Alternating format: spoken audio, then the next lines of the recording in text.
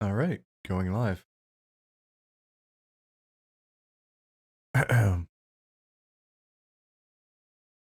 hmm. All right, so we're live, but it looks like there's no audio coming in from the other source. So let me check that.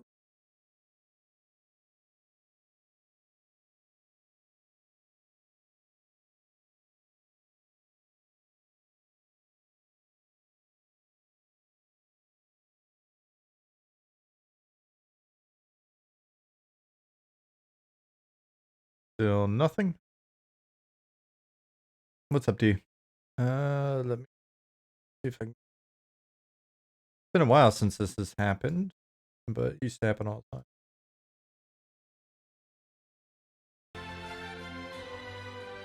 There we go. Now you should be getting desktop audio.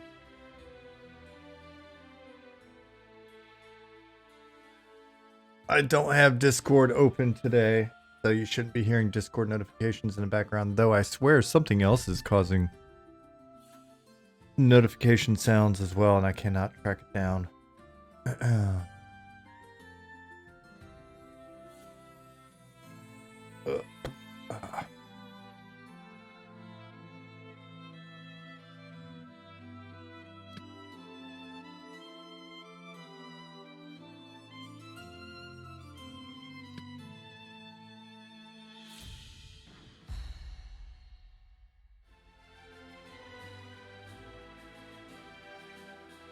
Yeah, what time is it where you're at?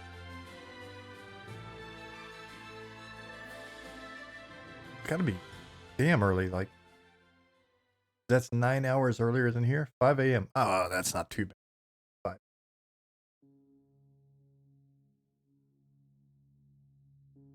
why are you up so early?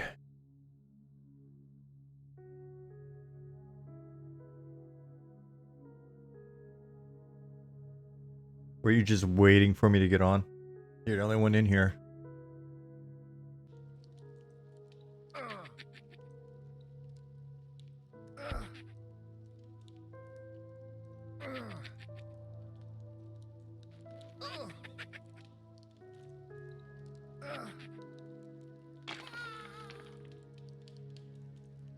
Some questions there and just no answers to. All right, yeah. Sometimes I wake up at weird times as well. Most recently, it's been more a matter of like falling asleep, not falling asleep quickly. It's not really been a problem for me for quite a while, but I wind up, I'm super tired, I get in bed, and then I wind up laying there. Got all the time and imagination space in the world to think up interesting stuff or think about stuff, and then brain is off to the races.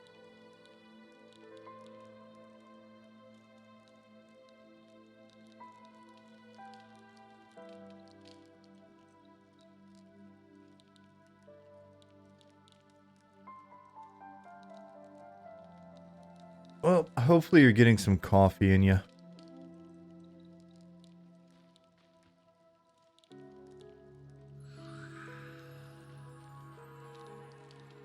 I was getting caught up earlier on Zukin's update.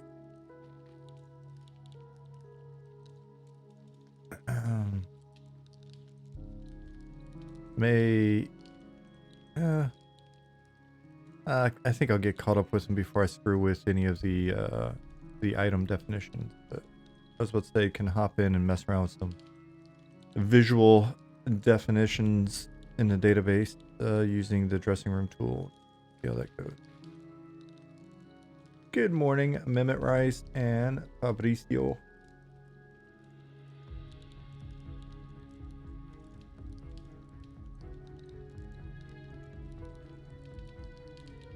Alright, so let me scroll through the magical list of open issues and see what else we can validate or at least get some more info on or whatever today.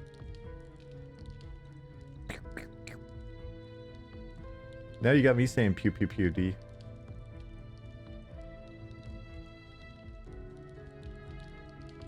Alright, odd lighting issue. I think these are all going to just kind of come back to us needing a lighting pass to deal with. To deal with some of the light limitations. You can see it down there. Max shadow requests count reached. And there's some other like max number of lights in a given area kind of things going on or whatever. I think I just sworn Pattis said what he's going to wind up doing is coming back through later where we've got multiple lights. Now that the lighting's been done, maybe consolidate those into fewer light that still have the same effect.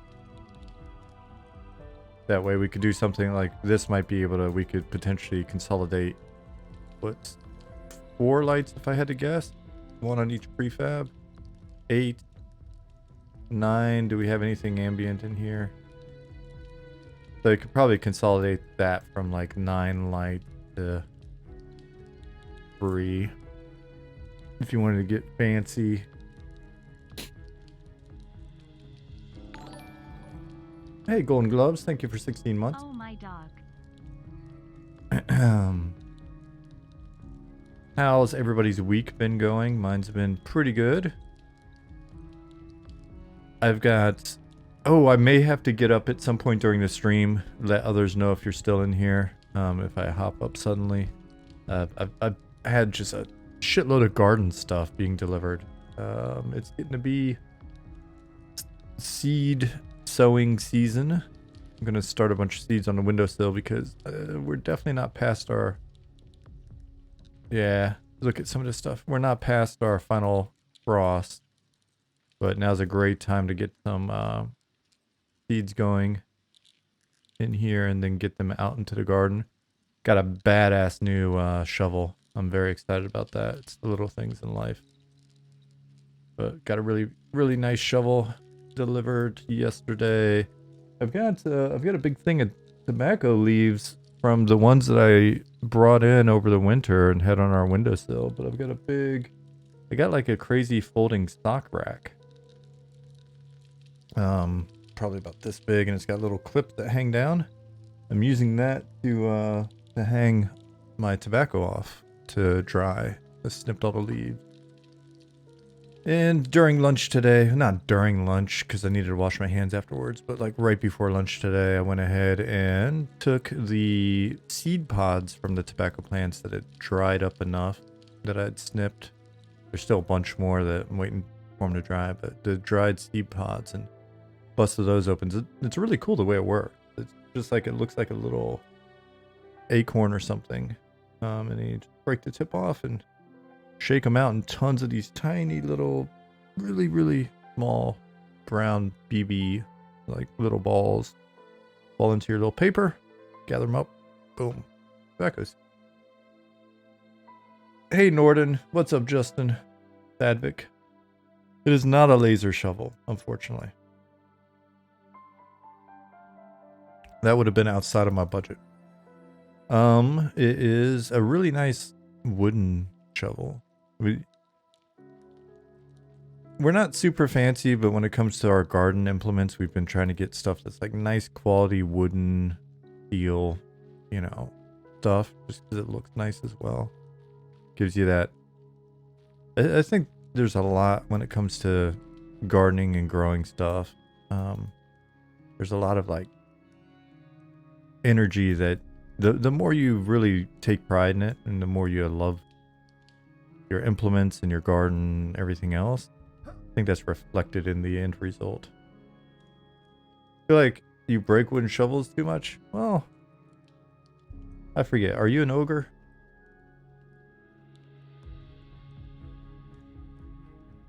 I'm too scrawny to break shovels.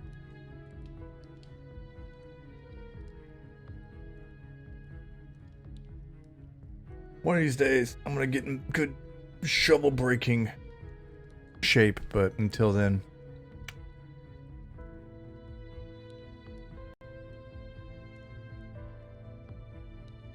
I'm just gonna be a lanky wooden shovel user. All right, so lighting bugs, I'm just gonna ignore. What other issues we got over here? I'm hungry. I'm always hungry. SI.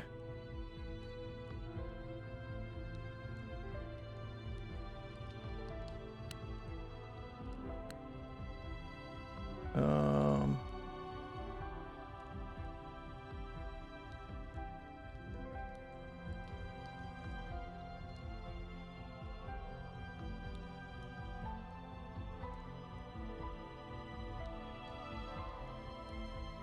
Repeatable fall to death on zoning. Let me reproduce this one really quick. At this spot on the wall, you jump and zone on the downward arch of the jump, you'll usually fall to your death. Try it elsewhere. Yeah, I mean, I'm probably going to be able to reproduce this, maybe, but we're also going to be redoing those zone lines, so let me check it out. Night Harbor. Zone, Night Harbor.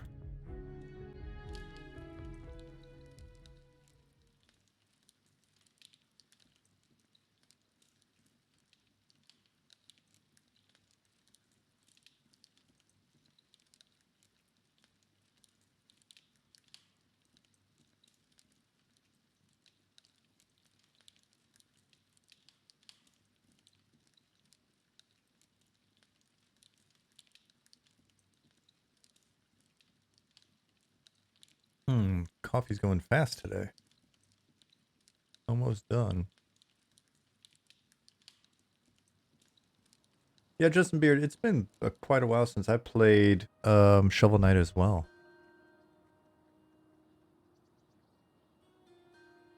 Trying to remember if I've got that on my Switch or if that's a part of... If it was Steam?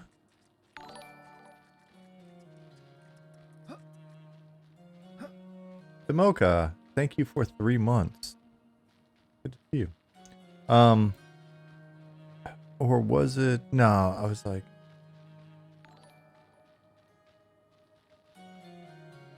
It wasn't a Devolver Digital game.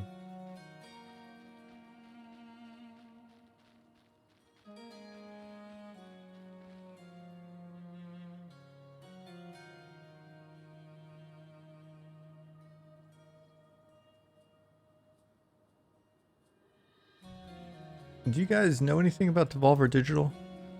Did you follow them at all? It's a pretty cool company. I knew... when I was in Austin, I knew one of the founders. They're gentleman named Mike Wilson. Super rad guy. Super cool. They wound up, I mean, they just did, they focused on weird indie games and, wow. Maybe I should sit down and see if I can pick some of this. Well, this is interesting. And what's this front part?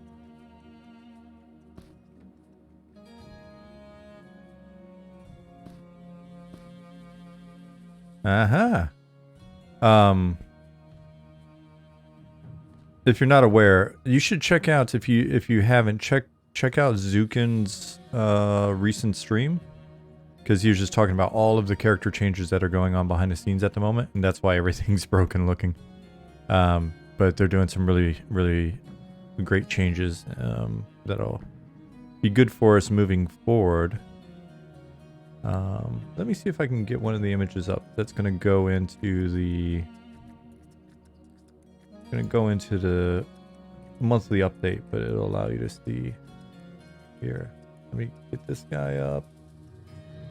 Open in new window, and this guy up.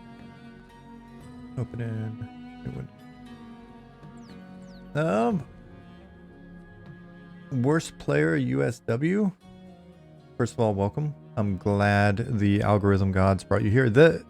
Ever since we started, we got our new category up, we've been very fruitful in that regard. So thank you, Twitch algorithm. You actually performed better than we thought.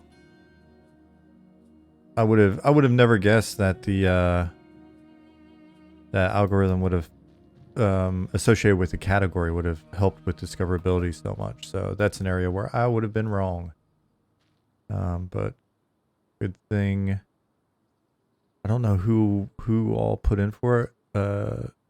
Goblin made some art for it. I think Nick probably did the submission of it. So game dev out. Are you here? Oh, interesting. Okay.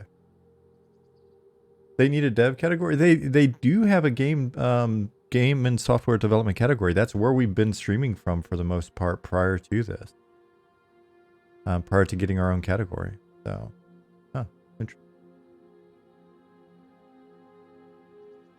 Yeah, thank you, Fabricio.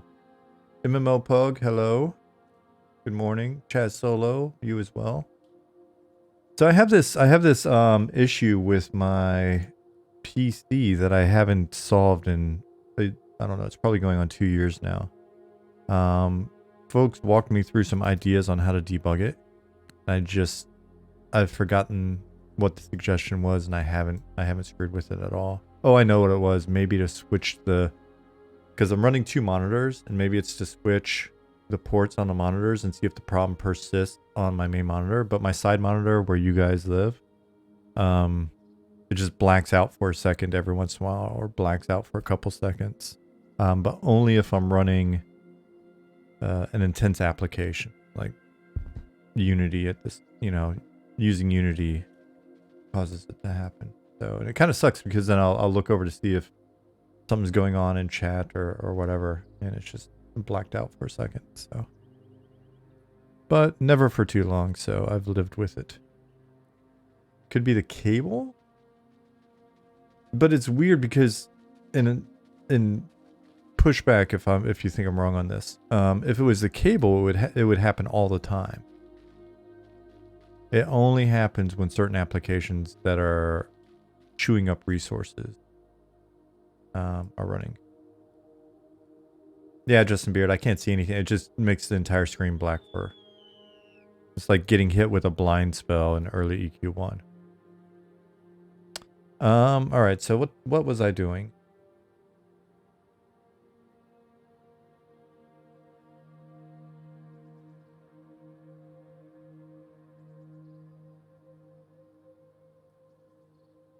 Worst players disappeared. Like, what? There's a game development category. I'm out of here. Do you have AMD or NVIDIA? NVIDIA.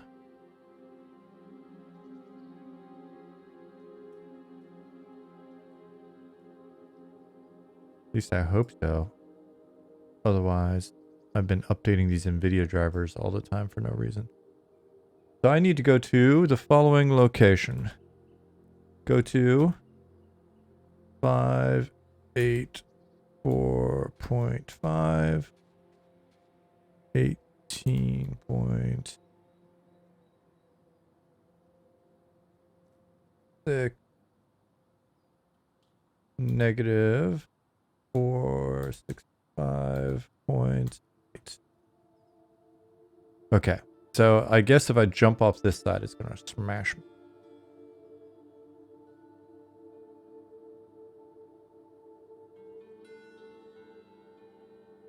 You put your viewport on another tab. If you need to alt tab a bunch. You mean like your Unity viewport?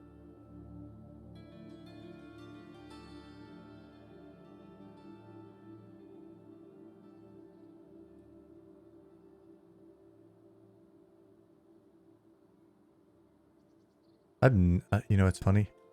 And today, I don't know what's going on. I've restarted my machine before. Oh, you know what? I had the whole issue with Streamlabs not having the audio set up properly when I started today. And now I'm having this issue a lot more.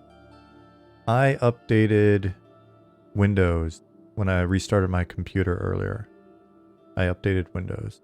It was like, do you want to update? And I've been ignoring it for, I swear, like a week. And so I tried to be a good citizen and I updated it, and so that's what screwed up my defaults in Streamlabs. I'm fairly certain of it now. And that's probably why my right monitor is all twitchy. I wonder if there's got to be some like NVIDIA driver updates as well.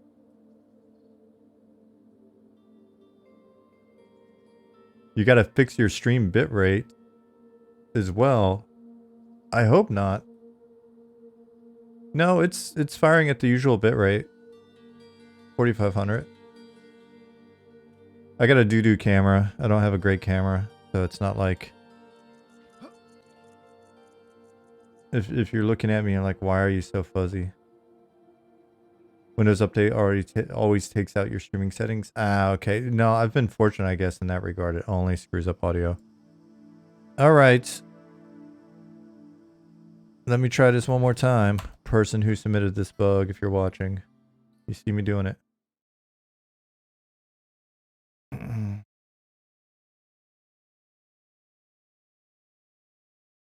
You just thought I was a fuzzy guy? I am a pretty fuzzy guy. I need to go to the barber tomorrow. I need to walk down the street and see my boys. I am so fuzzy. I got like the mustache that's growing over the lip like a walrus now. Like just completely my lips hidden behind it. And look at this. I was going to shave around here and clean up a little bit, but the back of my neck is so just fuzzy that I was just, yeah, you know, I don't want to be a freak show with just like my hair just goes all the way to my back and it's cleaned up in the front. So I'm just going to walk down the street and get fixed up. Jamie Henneman special? I don't know who that is. And I'm not going to look him up, Justin. Which there's an easy way for you to post a picture. Post a link. Oh. Well, depending on what device you're on, it may be a pain in your ass. Sorry, buddy. Do I need to jump? Let me read the instructions again. If you jump in zone. Yeah, so let me do this one more time.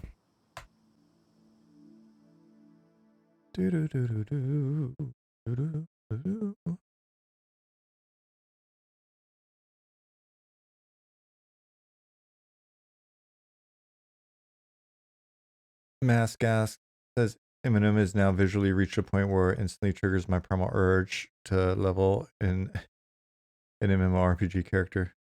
I am excited about that. Thank you. Oh, now I know who that is. Now I know who he is. I remember Jamie now. Justin said he was one half of the team that did Mythbusters. Yep. I remember him now with the hat and the spectacles and the walrus mustache. Yeah, that's what I got going on. All right, now let's see if this slams me into the earth and kills me. Or at least damages me. I'm pretty mighty. I am invulnerable. Maybe that's a problem. Is that still on? Nope. It goes off when you zone. Alright, so I have not been able to repro this bug. I am going to add that note. I'm going to say... hit it with a little cannot reproduce.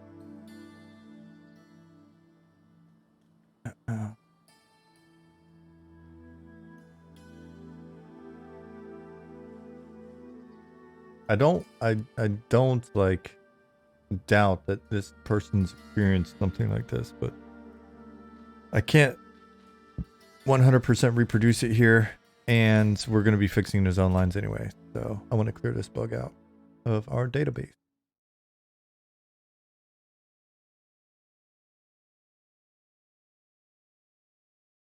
I'm excited, guys.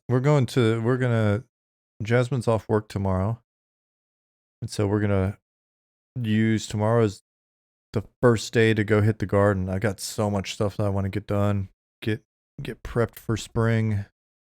So exciting. Like I said before, the doorbell should ring probably during this stream. At some point, I'll hop up really quick and run down and grab the stuff. I think the only thing that needs to be delivered right now is the little plastic seed tab, so I can keep track of all my seeds. I didn't do that last year, and I'll be honest, I wish I had. Mixed up a few plants. And what else? Got some more seeds coming in. Passy 160. First of all, what's up? Good morning. Says, I'm loving the little bits of lore in a loading screen. Mentions of interesting locations really inspires me to explore reading.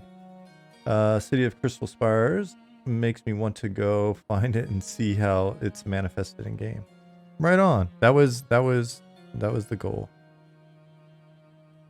I wrote up a bunch of those in the hopes of tantalizing. There's a bunch of lore shit that I need to just go in and hammer on. In the coming weeks and months, to just go back and rewrite some stuff, clean some stuff up, add a bunch of new stuff. And yeah, I'm excited to do it. So yesterday, I've been trying to be pretty focused with my days recently. And yesterday, my goal was just to start and finish the Enchanter faction write-up for Night Harbor.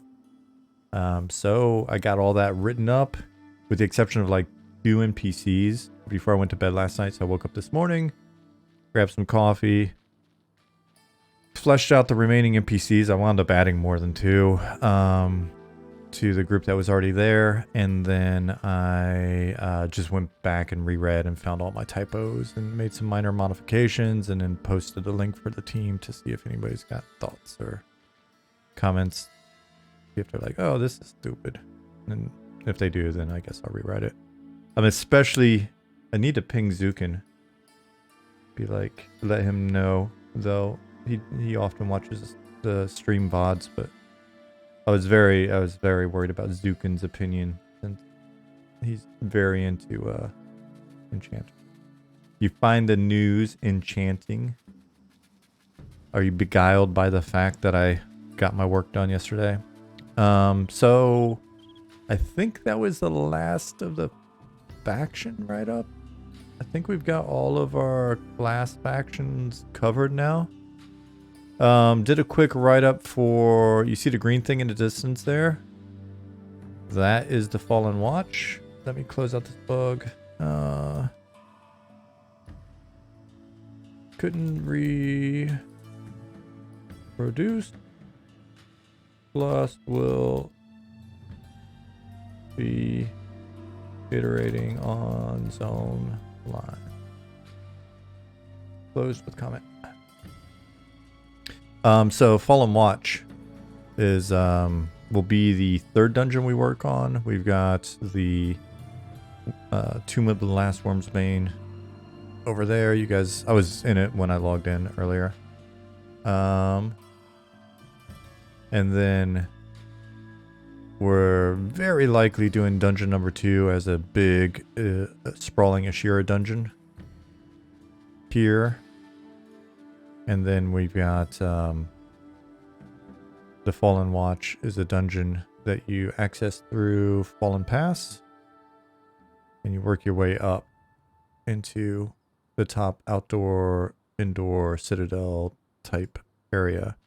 And I jotted a bunch of notes down for it the other night as well. Norden asks, are there any favorite tabletop role-playing game dungeons or modules that you draw inspiration from? I wouldn't say a specific one, but I do spend a lot of time bouncing back through everything from just cover to thumbing through maps to looking at specific references or themes or whatever to just get like a bit of inspiration. So yeah, I mean, I can't say there's a particular one, and I probably wouldn't say even if there was, because I don't want to be like accused of plagiarism or something. But going through old tabletop stuff is definitely constantly a thing, especially looking at the crazy shit that we're wanting to do for Night Harbor. Right, Night Harbor's huge, and I think I've mentioned a couple times that I really would love if we were able to pull off that feel of it being a big city of adventure that you could actually spend a huge part of your character's life just adventuring in the city and progressing. And so you see that with the scale of the dungeon or with the scale of the city that we have. And so there's a lot of like going through the various city books, and just kind of seeing how they approached structuring that information and looking at the degree of depth that they would hit with different cities, and how do they approach doing multiple factions and conflict and all of that. And that's actually a project for me coming up now that we're wrapping up all of the class factions, is we're going to move into what we've called narrative factions, which are just sort of the drivers for one-off quests and factional conflict and all that. And I'll be going through a number of source books just to kind of like get refreshed inspiration and feel for how to approach something of this scale.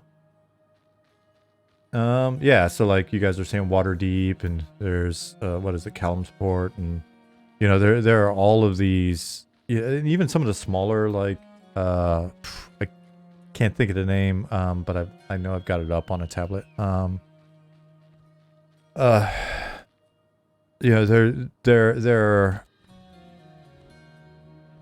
books for just a ton of different cities, various ports and smaller, less sort of iconic cities, but still there's so much depth to them. It's crazy. So those of you that are new here, so maybe like worst player, you can see this is our city.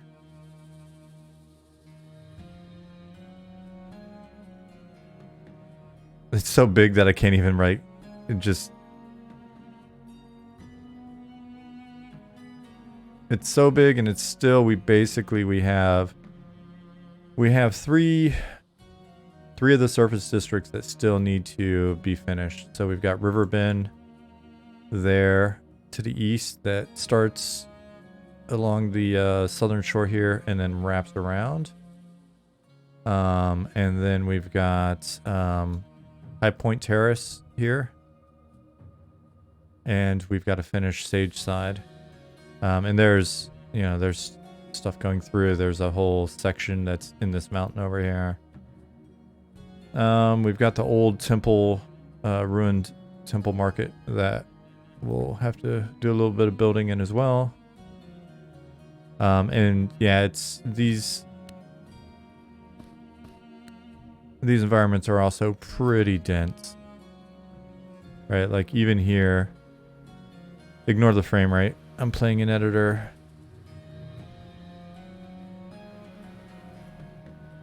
I mean, it's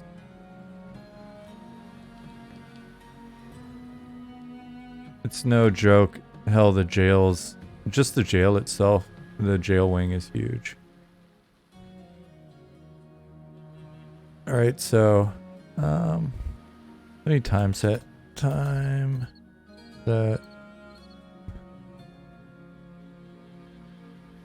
So the goal really is to be able to facilitate a ton of in-world static housing, not non-instanced housing, along with just a shitload of room for adventure.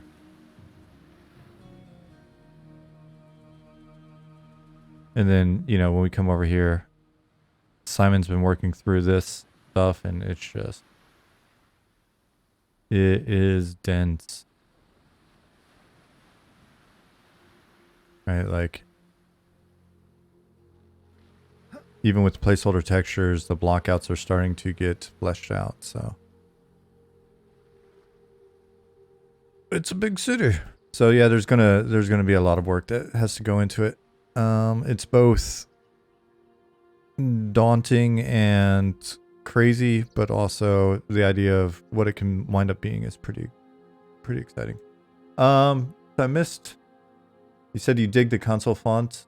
NPC names reminds you of old text adventures that taught you to read. Yeah, it's funny. There's a lot of stuff that we're just doing as old school as possible. Very, very much an homage to the original text-based mods. Or sorry, graphical mods. But we're also doing text-based stuff. Like if you look here, we have a look button. And so hit look, and because of the fact that it's daytime now and I happen to be standing where I am, it says the gates of Night Harbor loom ahead, held open under the bright sun of daylight. Travelers filter in and out of the entrance, seeking refuge from the desert heat within the city. And so it can be used to provide just base descriptions. We're calling this system mud actions, so like multi-user dungeon actions.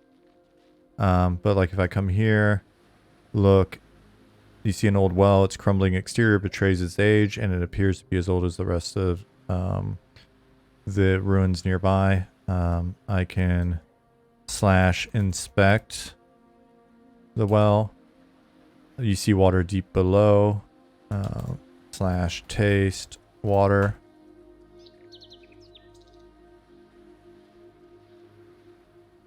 You scoop up a handful of the dark water and taste it. It tastes terrible. And then I got hit for 5 points of damage. Ignore that bug. I need to go in now that that's actually working. And fix that.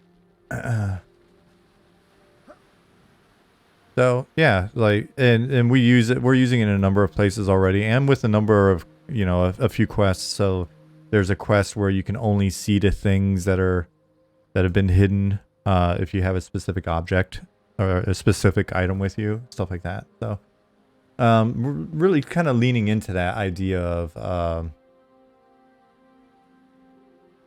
of it being,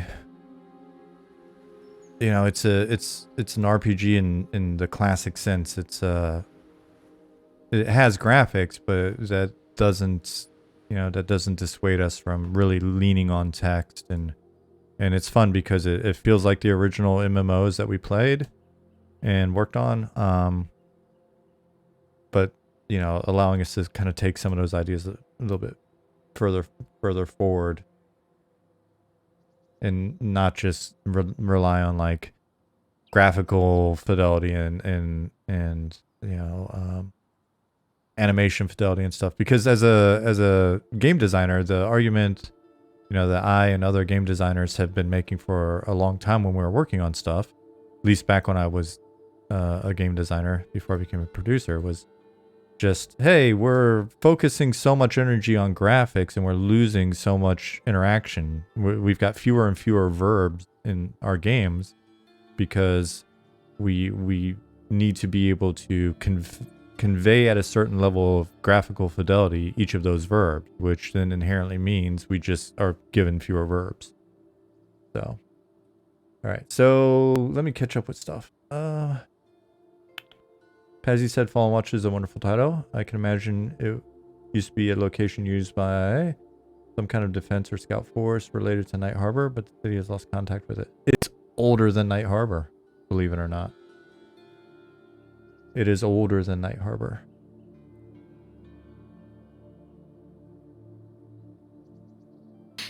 Norton said, oh yeah, I love Ed Greenwood's books on various cities. He goes into such minute detail, anywhere from the name of currency to descriptions of characters to the laws of towns. Yes, and that it's a fantastic reminder when working on something like this of the importance of those details, and they can really be fun.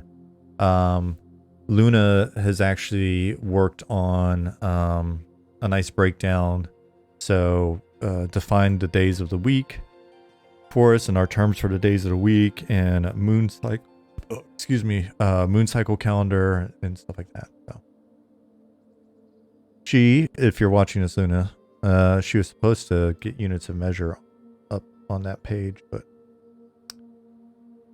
they're not there yet, Luna. Are we just gonna stick with meters and the fantasy metric system?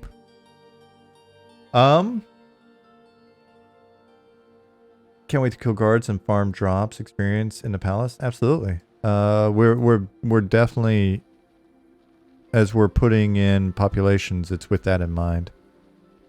So yeah, so the new character update has broken a ton of stuff, but in a good way. So I'm not saying that as a negative if you're watching this, Lucan. I'm just reminding them of the things that you're saying. So we've been making some really positive changes, but when I run around, you see guards and stuff. they're going to be busted until we can go in and fix. And I think it's because when I set up a lot of the original, like when I was setting up a lot of their, oh my gosh, look at his face, items or graphics or whatever for these guys, there was a very hacky way of making them look a certain way, and now that that's been kind of fixed, the hack has been exposed for the fraud that it is. So now we get to set them up the right way. But if you look, these are actual characters, just with the new textures and stuff that are being facilitated by the changes that have broken the other stuff. So we got this going on, got that going on. If you watch Zukin's most recent stream, you'll see this guy in game. Actually, looks pretty dope. I think I want to make sure that we don't go too crazy on stylization. It should be fantastic realism. It's really meant to kind of convey the old paintings, fantasy paintings from the 70s, 80s, and 90s. So we may want to rein in the shoulders a little bit, but other than that, I'm excited. It's coming along.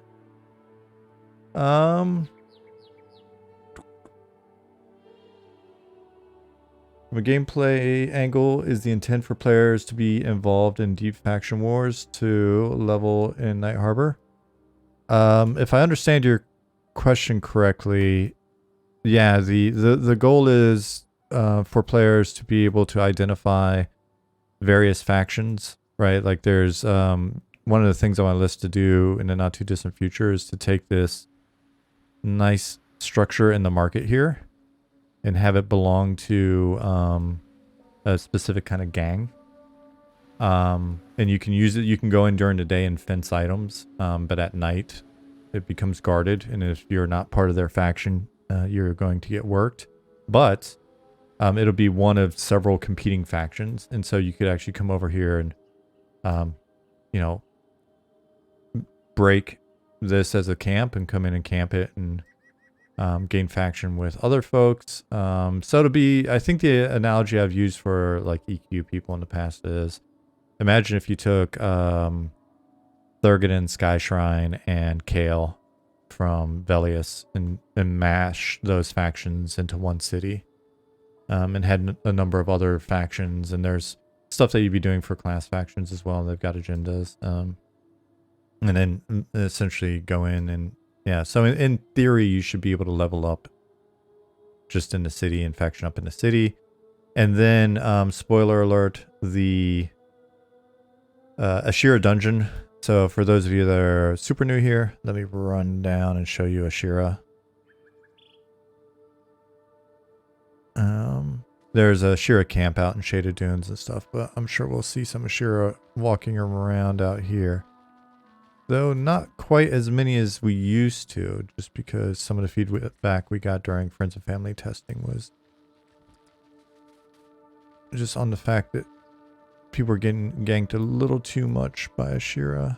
So we played with them, but the fact that I don't see any Ashira makes me think that we need to tweak the spawn tables again. Where are you, Ashira? Oh, there we go. So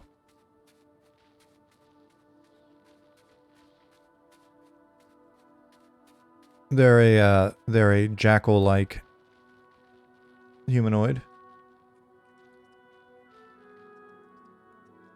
And so they'll have a dungeon out here, and a lot of what you're doing when you're initially starting here, working with the guards and other factions, they're sending you out here to kill these guys. But then, spoiler alert, this dungeon will be a first example of the player city concept that we were playing with. So you can actually go out and find ways to faction up with the Ashira and use their dungeon as an outpost, and it may help you with the fact that you've now kind of screwed your faction with certain elements within the city, and they may send you on quests and stuff into the city. So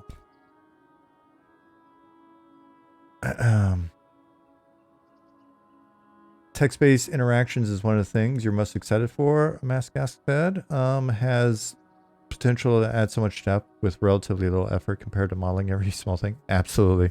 It's just text. It's super quick, which means there's no excuse for there to not be more of those interactions in. But like I said, let's get the starter quests done. I've got to do another pass on all of mine to kind of get them rebalanced and add where there's some classes only have 2 stages and maybe only gets you up to like level 8, or maybe it's I think 1 class or 2 probably have like, oh, there's some quests that are for when you're levels 1 to 3, but then there's nothing until you're level 7 to 15, and it's just kind of all over the place. But pulled feedback from the friends and family testers, and have a lot of things to do to even that out a little bit. And so that'll be the next thing after I wrap up.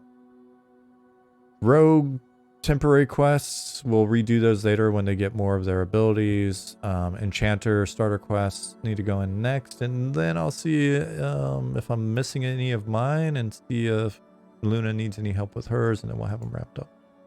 And then after that, we can just start putting in more and more layers of this stuff.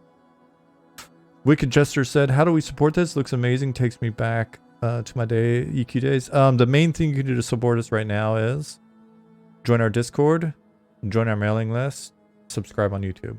So there's 3 links for you. None of that costs you anything. That's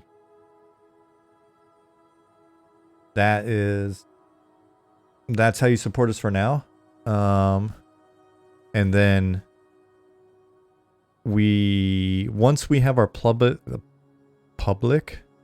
playtests, we're trying to shoot for, we originally said we want to try to have it by the end of March. So we'll see if that happens, but we're going to do a public stress test. And then that means you guys that want to support us can come in and see there's actually a game here. And we'll gather your opinions on it and see what the sentiment is after you've actually had a chance to kind of see. Keep in mind, we're very much still early in development. But if everybody's very optimistic, if we get a bunch of participation, everybody's very optimistic and all of that, then we'll talk about some stuff. We'll see. Maybe it would be okay at that point to open up like the merch store or something, but we've really been trying to not take any of your money until we've got just solid evidence that the game's there. You guys clearly understand our road to sort of like release and seeing that we're making progress. There's no rug pull here. You know, we're not like an asset swap type game. You know, you can see all of our shit's been in progress ever since we were capsules. Those of you that have never ever seen the game before today, some of you that came in via algo, and again, welcome. Go to our YouTube page. The landing page video is a 2-year retrospective that we put up in September, October of last year. It will show you from like the first week that Ollie, Nick, and Bunny and I were talking about, hey, we want to make a game. We've been talking about it in chat, and like it shows you a room that Ollie made in Unity with, you know, from that point forward for like a year and a half, just capsules that we're using. So we didn't ever want to show anything that's not shit that we made. So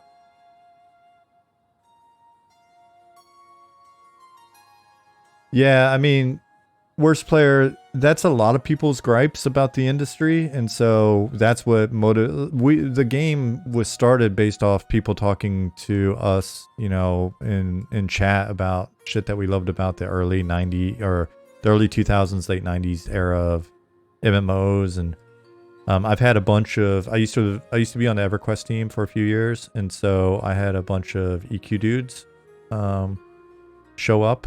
There's a link there to my Loving Robot EverQuest page, and there's like 60 hours of VODs of interviews with folks. And just as a natural byproduct of, you know, talking with all of you in chat for a year, we found that Turn Up Jin, 31 months. Thank you for that.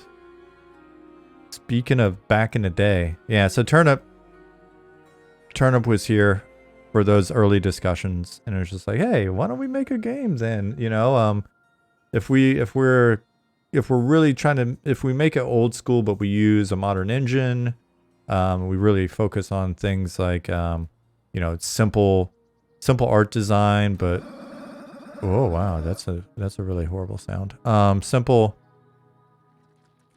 Simple art, but lean on, you know, modern textures and modern lighting and all of that, which you'll see whenever the sun's going down. We've got a lot of experience that all of a sudden made itself known in the form of like Nick and Ollie and others who've been working in the emulator scene for forever. So it made sense. I've worked at a number of MMO companies that were smaller, sort of niche MMO companies, and there was a reasonable path towards success in making a small niche game. So, in our opinion, and so we started. So go back and watch that retrospective video. Times that. Yeah, so lighting does a lot. You saw that in the dungeon earlier. Not Azure Guard Turnip, right? You would have to ask Turnip that, Citrus. But Turnip actually made it known that there is actual gin made of turnip, which is fantastic. Has anyone in Friends of Family testing gone full poop sock? A couple people. Couple people have gone really hard, put in a ton of hours, and we've gotten a shitload of good feedback. So scrolling back up, Worst Player said a big reason why I'm making my first ND in Unreal is what you just mentioned about focusing on graphics, not play. You can ignore graphics because the engine does the heavy lifting. Yeah, for sure. As he said, I really agree about the focus on graphics, often taken away from the scope of gameplay. I've seen so many games reduce the amount of story and dialogue because they feel it has to be fully voiced. The amount of unique assets get reduced because they need to have new, incredibly high quality assets. Nice to have things. Nice to have things. Voices and pretty. Oh, have things have voices and be pretty, but the trade-off isn't worth. Yeah, I mean, if that's what you're making, if you're making a cinematic experience, then power to you. There's so many games I've tried to play in the past that people are like, oh, did you enjoy such and such? I'm like, pressing X every minute and a half to make an it was fine when it was Dragon's Lair. But I don't want to play someone else's movie. In most cases, I'd rather just watch someone play. So, you know what I mean? I'll watch people stream all sorts of games, but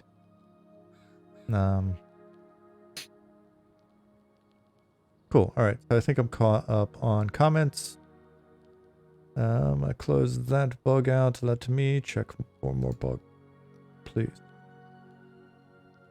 Filter, assigned to me. Odd lighting issue. No loot table on Wharf Rat. That is a fair point. I failed. Let me fix that really quick. I added these Wharf Rats in, and I need to come back when I get my other homework done. I need to come back in and do more population here with the Wharf Rats and just making it so that there's a few low-level mobs in the warehouses and along the wharf and stuff. We've got a number of areas within the city where newbies can go play. Let me create a light source for myself. There we go. Where you at, rats? I don't necessarily need to see you if they're not spawning yet. But they're you know, like the inn has a basement with some bugs and rats and stuff in it that you can help there, and the necropolis area's got its own little newbie yard, and there's 2 newbie yards, one on the north and here one on the west side, that you can use as well, and we'll be adding more stuff. So again, giving you some options as a new player to kind of spread out.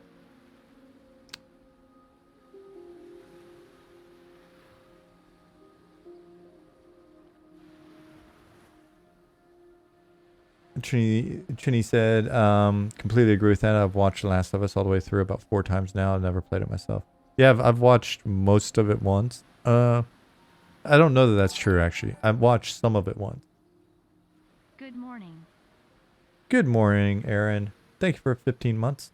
I think I watched like PewDiePie play it or something. Because Jasmine and I started the series, and I was like, oh, I remember, the beginning parts. I was like, I remember this and that. But it was just from watching him play.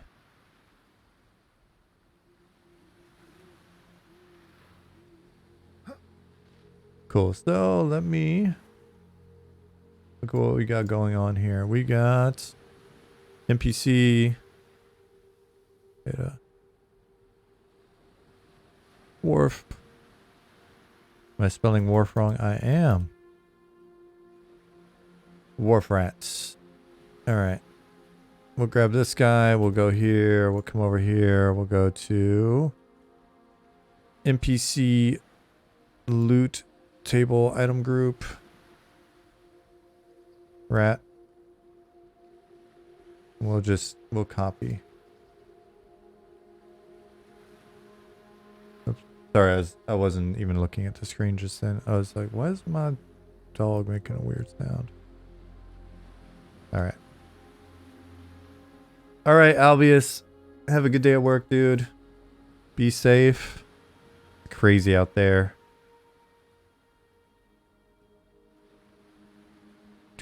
So I'm just gonna come in here.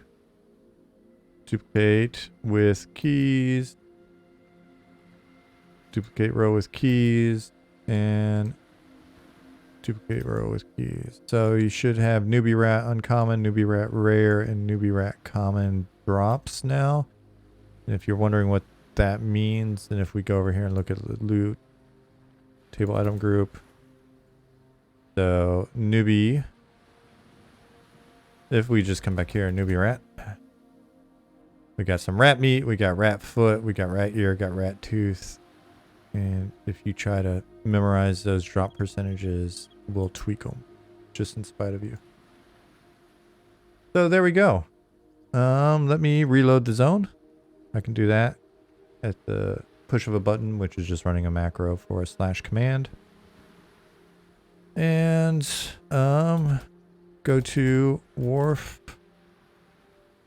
spelled correctly, slash go to 21471. Oh, these guys are over here. Okay. If I check them, tab target, stats. Yep, he's got loot now. Cool. I can close this. Close this. Excuse me. Let's grab another bug.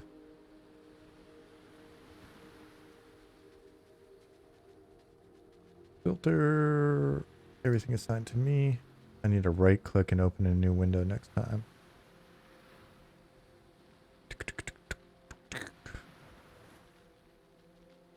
Zooming along. Let's just see the pretty skybox. Bottom of the harbor tower where the chains are pulled, there's no exit. Huh. There's a ladder here. Okay, so that's gonna involve... That's gonna involve putting a volume into the scene. And until we move climbing volumes into data, that means I've got to re-push the scene, and I don't want to screw with the scene file, to be honest. So, is Harrison...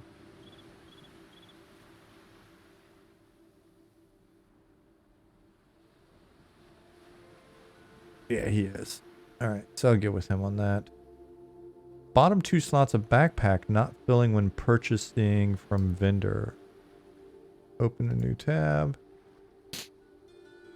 Let's go see. The bottom 2 slots of a backpack are not being considered filled when buying items from vendor. It will give full inventory full message when bottom 2 slots remain. Alright, so we're talking specifically about backpack. Oh gosh. Dude, I'm terrified of our water. Holy sh... Oh. Oh, this is just nightmare fuel for me. Oh my god. I'm so not. Hey, J Bombo. Think Luna's written up some ideas of, you know, Kedge Keep Dungeons win. We may just take. The idea was to have at least one portion of one of our current dungeons be underwater. Maybe not a full Kedge, but all right. So look, even in daylight, time set 6 a.m. Well, I mean, 6 a.m. is not super bright, but it's getting there. So the sun's coming up, so you can see. Oh shit, I'm gonna drown. Okay, let me go back down. I think it was Luna in different vision types had mentioned underwater vision that helps push this out a bit. I'm curious how we'd wind up doing it, but oh my god, I'm so not a fan of bodies of water where I can't see what's coming at me.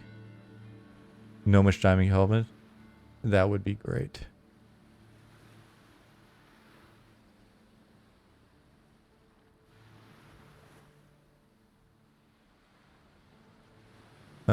Let's go to where we can buy some stuff. Whoa.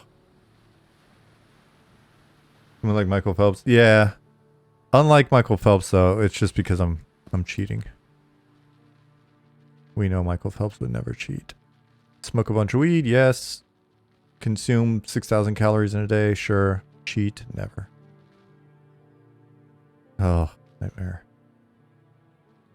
Alright.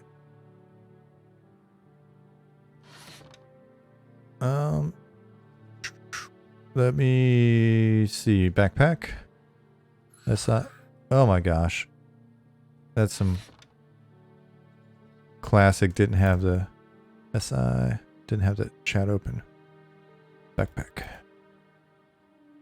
Cool. I have an empty backpack now. Buy. Buy. Bye, bye, bye, bye, bye, bye. App. I'm enjoying some sugar-free donuts. Ollie, I am glad you're enjoying some sugar-free donuts. I hope they don't have artificial sweetener on there. How have you only been subscribed for 31 months? Nick is 33 months, buddy. You need to up your game.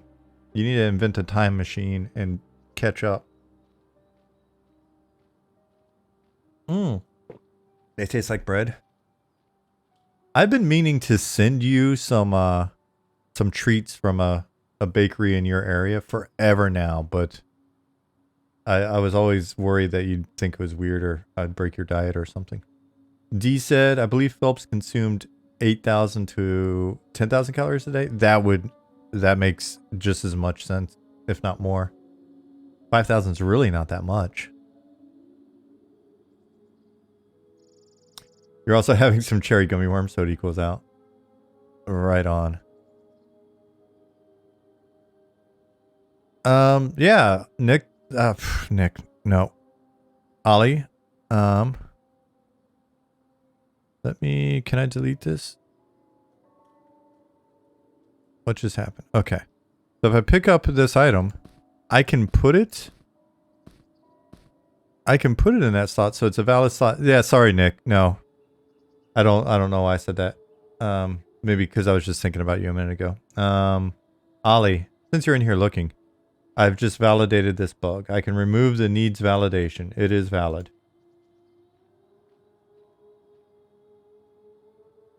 Cool. It's just a fun one. I'm not expecting you to fix it. I just thought it was kind of cool to see it in action. Bug has been confirmed.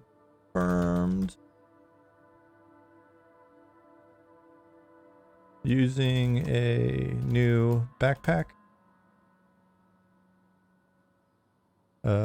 Only the first 6 of the 8 lot are.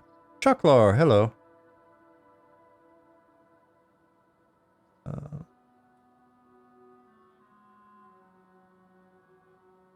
Nick, do you have me on a tab at work?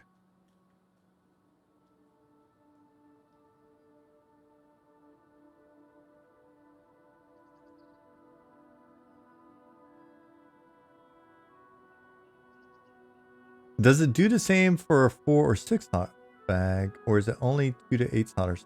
Phantom, Rogue, that is a great question. 1 second, I will find a smaller bag and see if it happens. It's funny, we spent an hour and a half last stream on a bug, and the suggestions that you guys had were great. It's one of the things I love most about the fact that we've been developing everything just on stream, in Discord, publicly. Additional brain power. Alright, so only the first 6 of the 8 slots are considered valid by the merchant, but I can use other 2 slots normally. You'll submit our invoice accordingly. Yeah, so what we're going to do is we were going to have the game have a monthly fee of $1,000 a month, but because you've been so helpful, we're going to reduce that significantly. So when the game goes live, we're going to show you our appreciation by not enacting the $1,000 per month subscription fee. So, good job, you. Keep helping. We're going to bring that number down. Mustang Spy. What is going on? Good to see you again. You did it, gang. All right, so let's try this idea that was just given to us.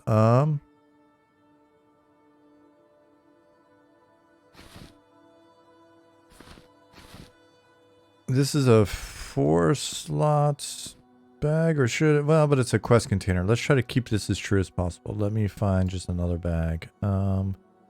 Item. Actually, I can just buy a bag. There should be a merchant right here somewhere. Spices. That's a spicy NPC.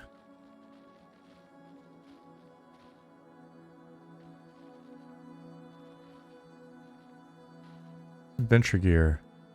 Oh, my faceless friend. We got a backpack. We got a cooking pot. We have animal glue. Small fuel pack. All right. Let's do that. Where did it go? Because my inventory's full. All right. So it tricked me. I'm not going to be able to delete that because it's got shit in it. Survival kit? No.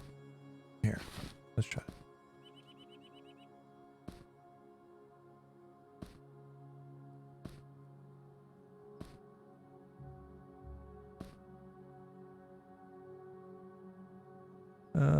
Bye.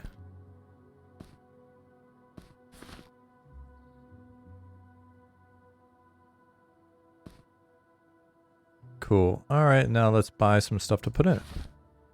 Oh, this is only a 2 slotter though, so that's not really going to be too helpful. Buy. So that worked. Yep. Destroy. Let me see if we've got like a 4 slot backpack.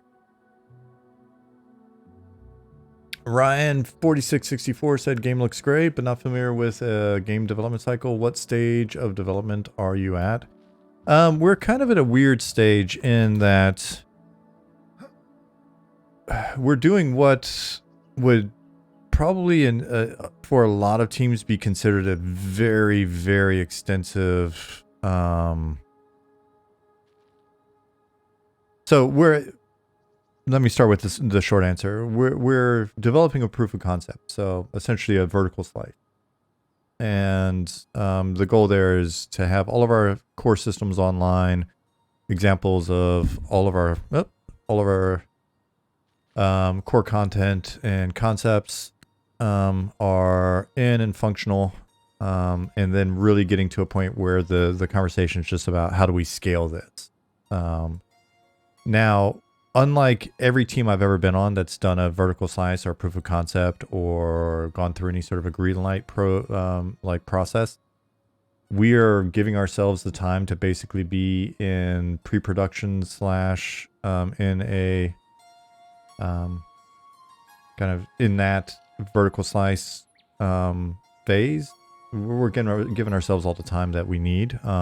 Basically fully dependent on the community's patience with us, and that's you guys, and the team's patience, right? Like the team, everybody starts getting burned out and they're like, you know, essentially want to be at a different stage. You know, the whole team's dedicating their free time to it. We're all volunteering, and we've been doing so for I would say just over 2 years. But it's to build out what we feel is a solid representation of the game. If the team gets to a point where like, hey, we need to basically be able to be full-time and dedicated to this, or be at a certain stage, or we're just out of here, then, you know, it's a serious discussion about how do we switch to really focus more just on funding. But we're making a very unique feeling game with a very specific target audience. It's very niche.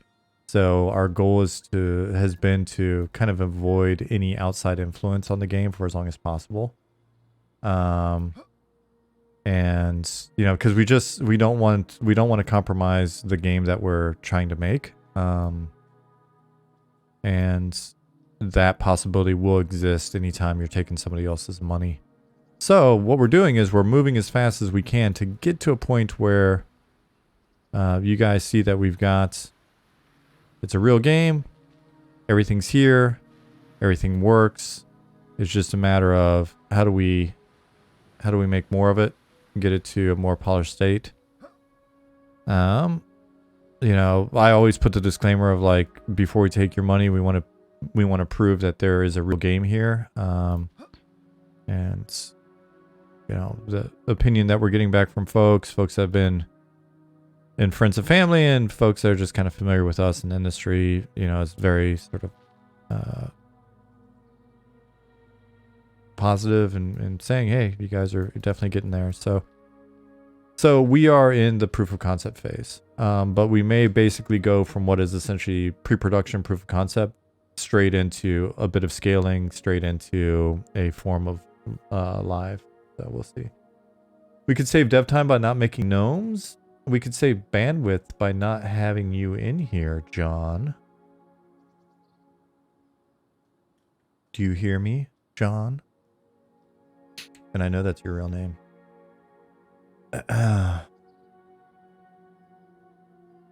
Less lag for me, I think was the way that we used to say it back in the day. Keep messing with gnome. See what happens. Oh, Phantom Rogue. I was rambling right past the fact that I needed to find a smaller bag, like a 6-slot backpack, which I assume exists. Let me see. Pack. A lot of quest packs. What about the backpack? Field pack. Backpack. Let me just see. Backpack. Show all, thanks. Backpack. Bag. So, bag. What do we got that's boom, this, and maybe it's data. 4 slots. These are all quest bags. 2 slots. Test kit? No. Almost all of our bags are just quest bags. Unless I'm overlooking them.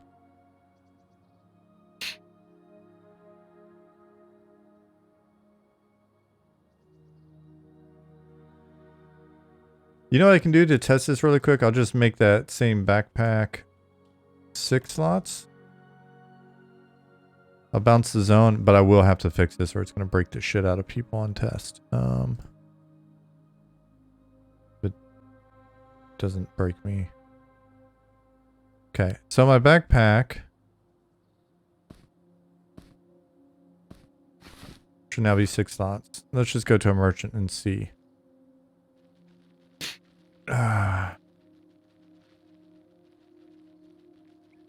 What about gnome soccer? You mean gnomes all playing soccer together and having a lot of fun and kicking the ball around with their excellent, beautiful legs and feet? Yes, we could do that.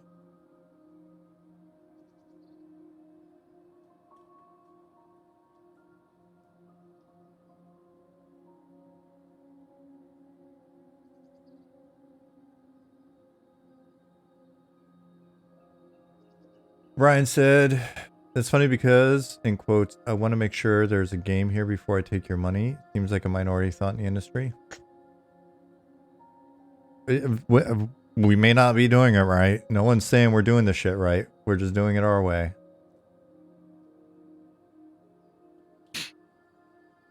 But if we take your millions first, then you're probably gonna. I mean, honestly, if any of you out there have an extra 500,000 to, we don't want a lot. I don't know, 3 million, and you're willing to just hand it over to us and not say a damn word, we'll give it back to you at some point. Then we might, you know, we might accept those terms.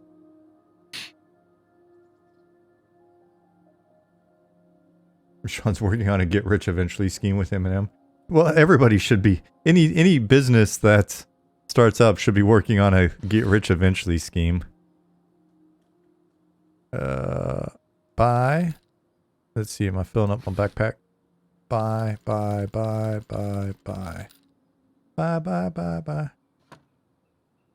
Alright, so it seems to just be 6 slot bags.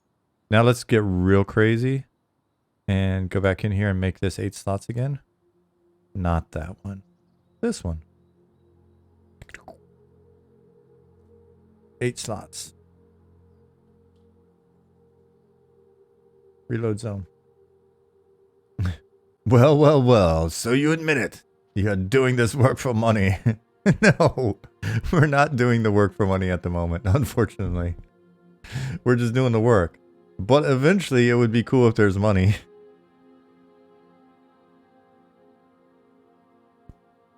I feel like the end goal of get rich quick is just investment firms. Ethan, I'm speaking out of term. I mean, it's not my area of expertise. I think it's just they've got a bunch of cash for whatever reason. Sometimes legit, sometimes because we were running at like a 0% interest rate for whatever, a decade.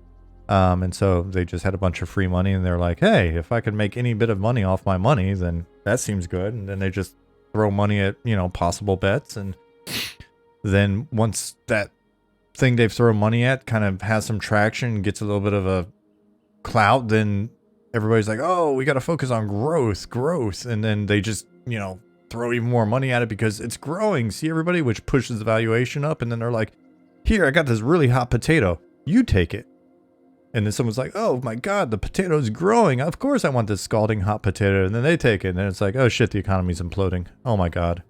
All right, so, but I'm not an expert in this area. That could not, potentially not be what has been going on. D, you live in San Francisco. Is that how it's been working? Oh, interesting. Look, now it works. Now it filled those slots. Now, so let's go back through. We're going to delete all these items. I made the bag small. I made the bag big. All of a sudden, the slot's working. Oh, you know what else may have been a thing? Let's try this. We're going to buy 1, 2, 3, 4, 5, 6, 7, 8. Now it works fine.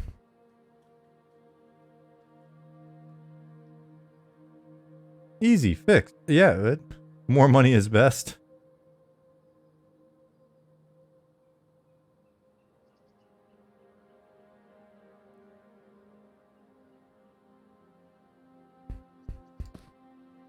Also just realized I'm in sensitive territory. We're talking about the economy.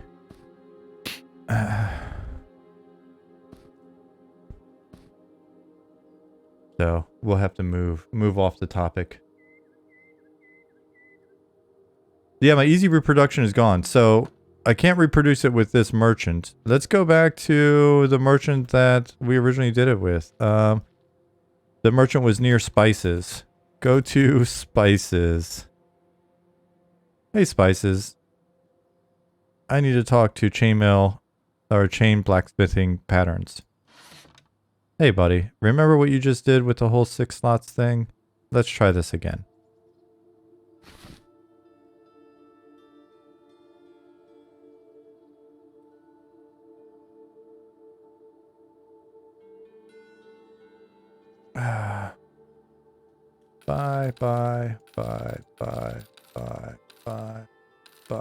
Bye. Can Spices please greet you with tell me what you want, what you really, really want? No, John. No. No, John. We're not making WoW here, guys. I used to be so when I was on the EQ team, when I was at SOE, because I've got to say that because might have been off of EQ by the time WoW came out. I was so jealous of their ability to use pop culture references. I was like, man, that's so cool. That's got to be so much fun. And now they've done that one. They own that. We don't need to do that again, ever. We're making a serious fantasy game. Ripping up the check for several millions to fund Eminem. Would have bounced anyway. You can send checks even if they're gonna bounce. I can't cash them because I'm in Germany and I don't think their banks understand what a check is. Okay, so if I summon a new backpack, right? So I created a new backpack. It's broken. So let me delete it. You guys are being treated to some wonderful QA today. I am no QA expert. I said this last stream. Nick is the QA expert. I'm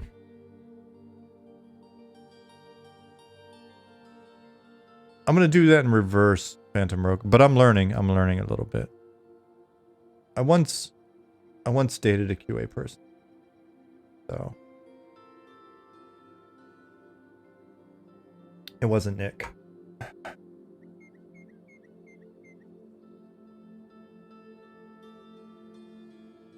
Chinny D said, Sean, have you ever talked about the old Jeff Kaplan forum shit posting about EQ? I recently realized you would have been on the other side of that. I was directly cited in a couple of Führer and Tiggle posts, or a Führer or Tiggle post. No, definitely. I had a pornographic cartoon made about me and Rich Waters, but I don't think they knew us by name at the time. Because I created the Cursed in Shreza when I was an apprentice designer. And so the FOH drawing, like, cartoon that they made of the curse just ripping the shit out of everybody, while the designers of it were like holding their ginormous penises and breakdancing and stuff like that. That was me. It was not an accurate depiction of me, but it was meant to be me, I guess. Teflon Don 75, thank you for the prime. So, and then if someone can find the cartoon, I love it. I think I have to check with Secrets. I could have sworn Secrets found it at one point. I may have to go through our Discord DMs and see. And so then I got a compliment actually in a toxic forum post. The cartoon was FOH for sure. So if you're I don't know that he drew it, but it was there. And then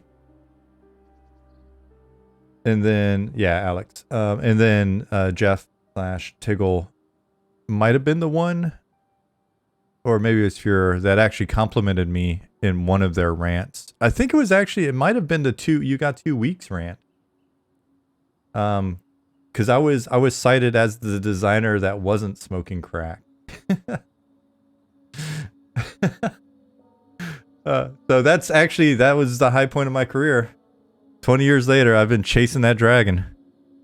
Like, yeah, if you find the I think it's the 2 weeks rant. It's been posted so many times on like my Discord and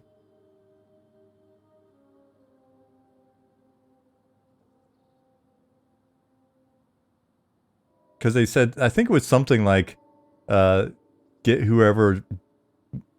whatever designer added the Burrower Beast encounter to come fix the rest of the stuff, because he was the only one not smoking crack or something like that.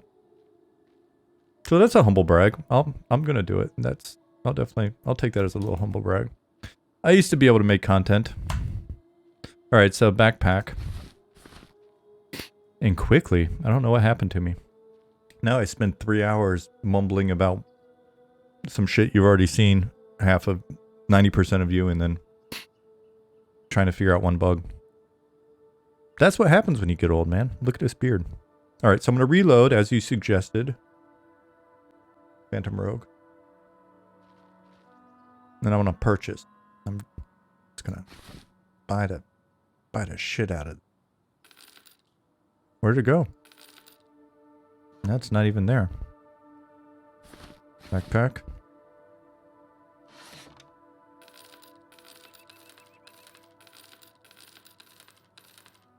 All right. Gulo. Gulo. How are you doing today? I didn't realize it until just now, but I thought of your name when I was on vacation in Florida. Because I went to Volcano Bay Water Park for the last day before we left. For a little sun and relaxation swimming. And it's all like crazy, silly tiki themed. And I think I might have even said gulo. Because there's all sorts of shit that sounds like that being said. Alright, so. Let's do this one more time. Destroy the backpack. Summon a new backpack. And without reloading the zone, I should only be able to fill 6 in here. Okay.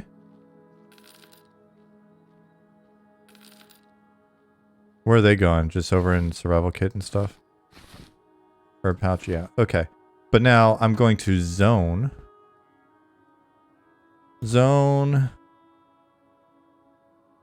Worms, Bane. Tombe. I was making a dungeon fancy. Tombe. Alright, so I'm in the tomb now. I'm gonna zone back to Night Harbor.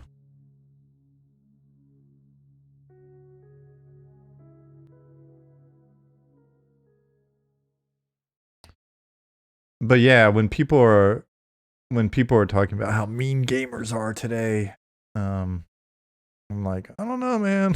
I've been getting stuffed in my locker and head flushed down the toilet for 20 years.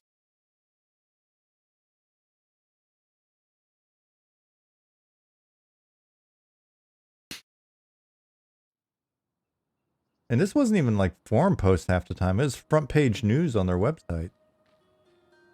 I'm so driven by loot that when I zoned in here and saw this damn skeleton had a shield, I'm just like, gotta whack him. Give me that shield. 99% of the time, people I met in EverQuest 1 and 2 are awesome. You know, you want to hear a secret? all the shit that was talked about, the team and stuff, we'd go to fan fairs and everybody was so nice. It's the kind of shit you talk, right? Like, I forget. Somebody was talking about that recently. Like, it seems so much more serious because it's in text and you can't, you know, and it's online or whatever, but people are just talking shit. It's like talking shit with your homies.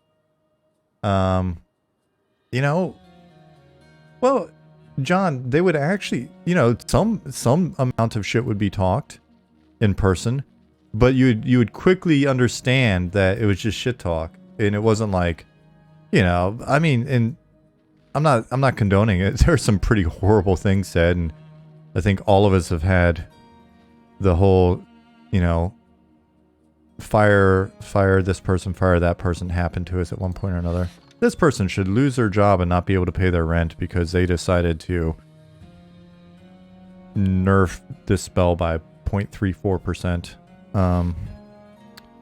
But, you know, it's just, yeah, so basically, we've confirmed it. Data, once it's reloaded, because the backpack didn't work, I zoned, came back, it worked. So there's a lot of these issues.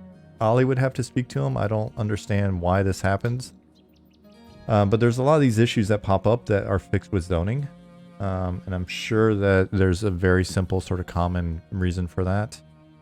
But this is another one. Bug has been confirmed. Using a new backpack. Only the first 6 of the 8 slots are considered valid by the merchant, but I can use other slots normally. All slots are used normally by the merchant after you either reload the zone or zone manually. Is Ollie on this one? Nope, but he is going to be now. Ollie is on it. I think I can take me off of it. And I can add the comment.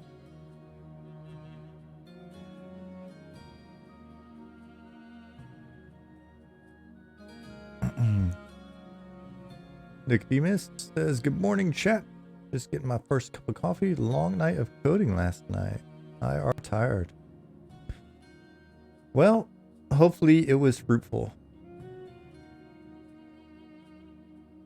For random tests, should make the backpack 10 slots and see if it's 6 or size 2. I don't know that I can make a 10 slot backpack. I could have sworn I'm probably lying to you. Let's try it. Could have sworn like Luna tried to make a 10 slot bag and it did not work. But we'll do it. I mean, it'll only take a second. Close this, close that, reload zone.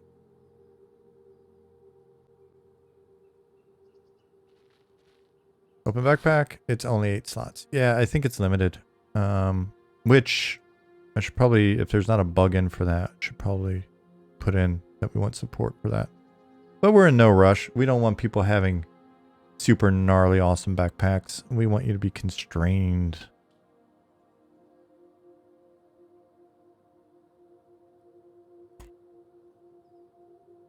Eight slots? Alright. We're back to normal. Nothing should break. No tinker bags or box of Abu cars yet? Not yet. Not yet.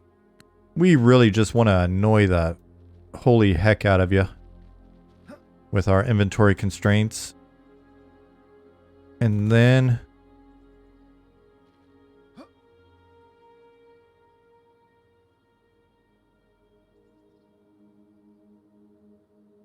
years and years later, when you're really seriously, truly Uber, then you can have a bigger backpack. Meantime, let's watch the sunset, and I'll find a new bug. Bags of holding should be an epic quest item. Yeah. Can you add a chest item called a packback? I could. Fat Man Loves Spaghetti says, hello everyone, spaghetti is amazing and so are you. Fat Man Loves Spaghetti. Guess what? When I was in Florida on vacation, last week, I told my dad, Fat Matt, who loves spaghetti and made spaghetti for us while we were there. All about you and how I thought you were him. But he asked the same question I asked when I first met you. Was like, was it spelled Fat Matt with an F or with a PH? And I said it was an F, so I was a bit suspect. I was suspicious of him. I was a little sus, as the kids say. He was like, yeah. And that's clearly not me. Because my dad was cool in the 90s. When we had the skate park, all the skate park kids called him Fat Matt. And they spelled it PH. Because spelling fat with a PH was a big deal back then. Big part of American culture. Wonder if it's possible to have equipable items that also have container slots on them, like pantaloons could have two. Are you trying to get us to put pockets on shit, BDC Retro? I'm trying to think. We had some conversation like that at some point. Like these 8 slots up here should just be, depending on what you're wearing. These are your pockets. I also, so another suggestion, I'll bring it up again. When we, so we're trying to just get a lot of this stuff hammered out and get ready for the public test. And then afterwards, we'll probably dig into some of these systems again and, what has it got in its pockets? I wish I could do the voice, Ezeret. Or Zaret. Carzet. Damn it. Carzet. Which just made me think of Roxette for some reason. What's it got in its pockets? Chicken nuggies. It's got nugs. Oh. Prof Dabs. 420 IQ. The nugs part or the adding of pockets?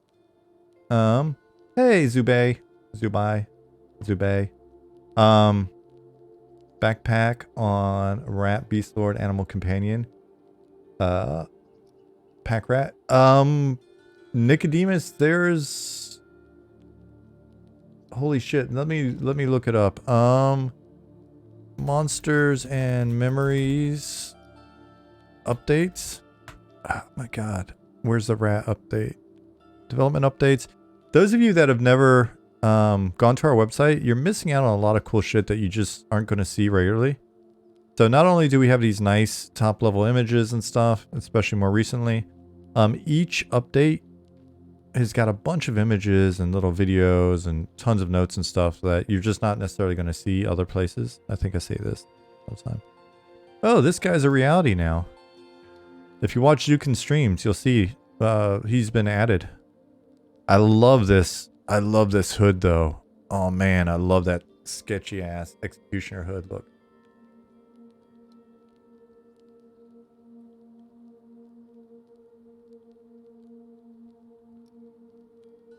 Yeah, it did. It did mute. Cool.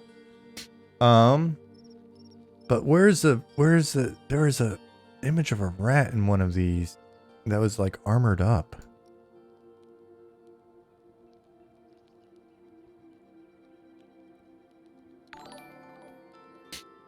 BGFX, thank you for your prime. I hate watching commercials too. Those of you that aren't subscribed, I'm sorry you gotta watch these commercials. Oh, it's such a bother. Here we go. Prof Dabs, thank you for the follow.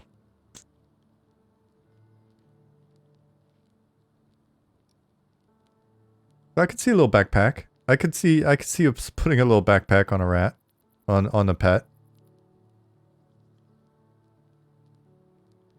You'll be able to put packs and stuff on your pack animals and your mounts and stuff. But we've got to work through that system, right? That's why they're going to leave corpses and all that. So your mount, you get ambushed. Boom, you get killed. Your mount is a corpse as well. Good luck. Have fun. Excuse me. So yeah, another thing that I think I mentioned, I was only half joking, was Right now we've got containers like survival kit, and you can combine and craft. I was like, what if we had like a lap slot?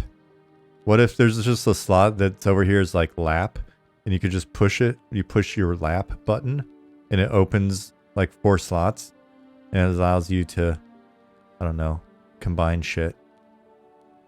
But for now we just got kits for everything.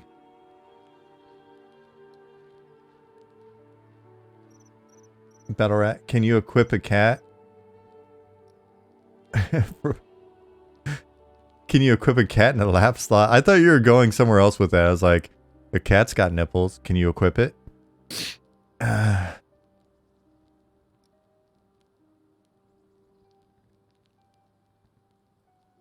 Can the armored rat pet do my corpse run for me and retrieve my stuff? That would be a very high level pet, wouldn't it? You got a badass trained dog and it runs and it drags your corpse to the zone. Oh my god, how good would that be? You can play as your trained dog and then run it through the zone and then it can drag the corpse back.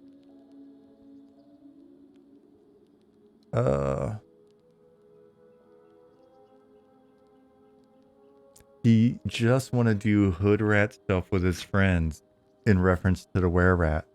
In SC2, that is wonderful. Good job.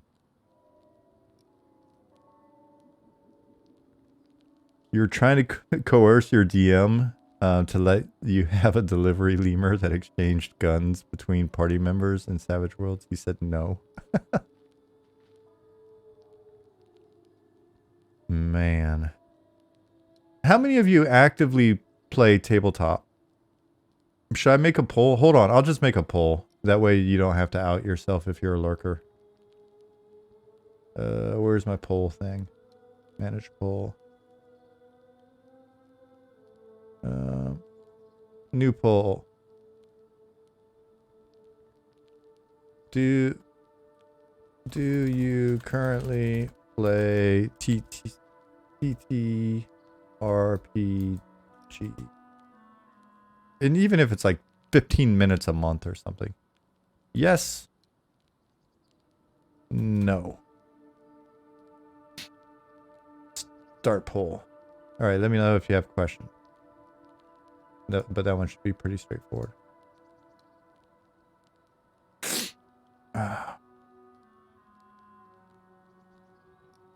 I need to... No matter how much I dust and clean this apartment, I swear I'm allergic to it. The 2 weeks I was in Florida, I don't think I sneezed the whole time I was there. Alright, next bug. Sorry for sniffing. Oh, whoever told me to turn off the Discord notifications last stream. Sorry. Sorry. You were right. I apologize. Okay, that's the doorbell. I gotta run and get my stuff. I'll be right back.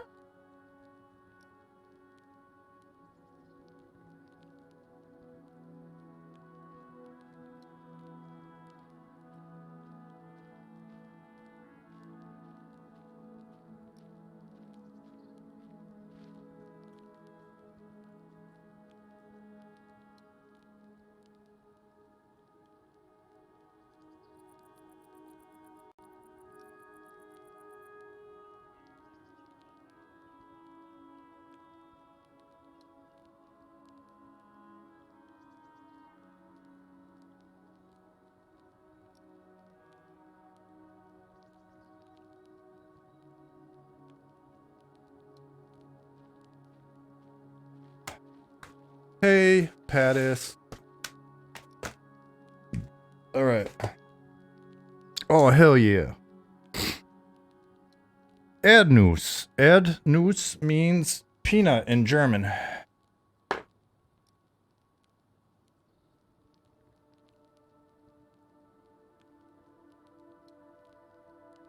So this should be the last of the garden stuff that I ordered.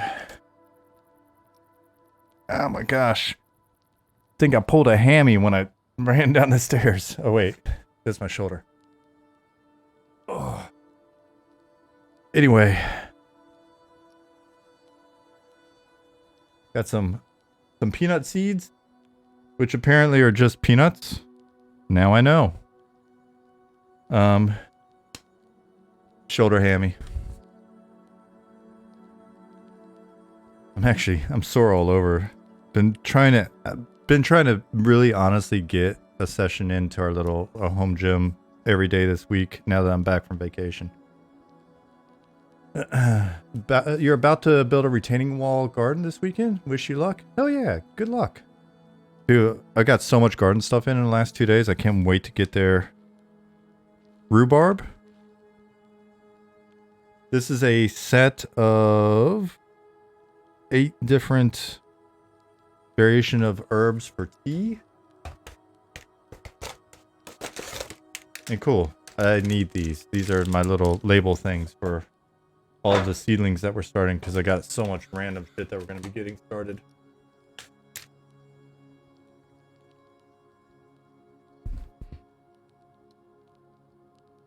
Welcome to old age, my friend. Serious injuries occur because you moved. Yeah, for sure. Love strawberry rhubarb pie? Yeah, so do we. And we have strawberries. We'll see if they come back this year. Are they perennial? Anyway, the lady that owned the garden before us had some really nice strawberries in there when we took the garden over last year.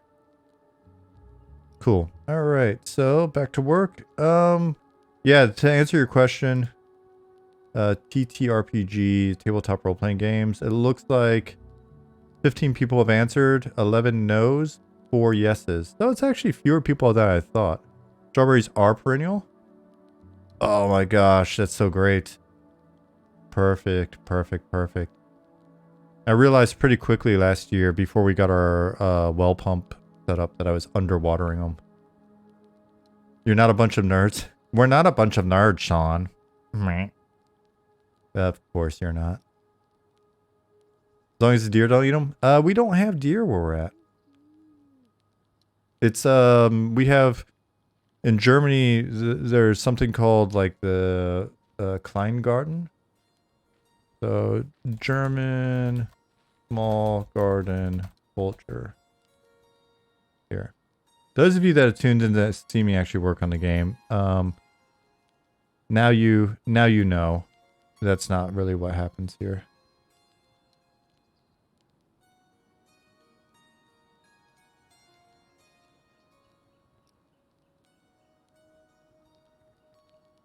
Garden streaming win? If there's an easier way to do it, I might actually consider it. But honestly, I think it would just confuse people. I'd have to start a new channel.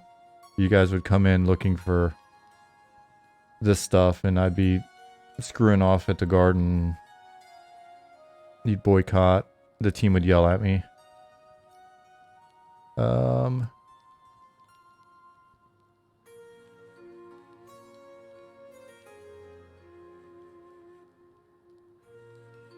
Let me see if I can find it. Researching trade skills? Dude, you want to talk about farming, gardening. Ollie, when he says I'm a farmer, it's funny. Anytime Ollie talks about a new... for those of you that are new here, Ollie is the... sort of the original tech quadrant of our team back when it was 4 of us. And now... we've got several tech people, but Ollie's the man. But Ollie will be like, "Oh, I'm a farmer," and when he says that, he like he'll hit me with messages like, "Oh, we just planted 10,000 cucumbers." Like he'll show like a picture, and it'll be this infinite warehouse in Bahrain, like desert island with water desalination and an infinite warehouse of everything just growing vertically with ultra water efficient hydroponic, all sorts of crazy shit. Like, we just got 10,000 goats. I think he said something about buying like 3 tons of chicken. Alright, so I cannot find an image that shows...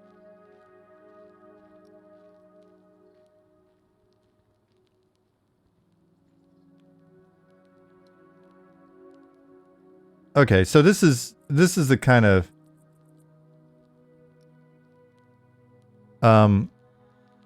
Germany's Kleingarten culture. So on the edge of our towns here, in different places, like you often see like industrial in the background or train tracks nearby or whatever. So we have these gardens.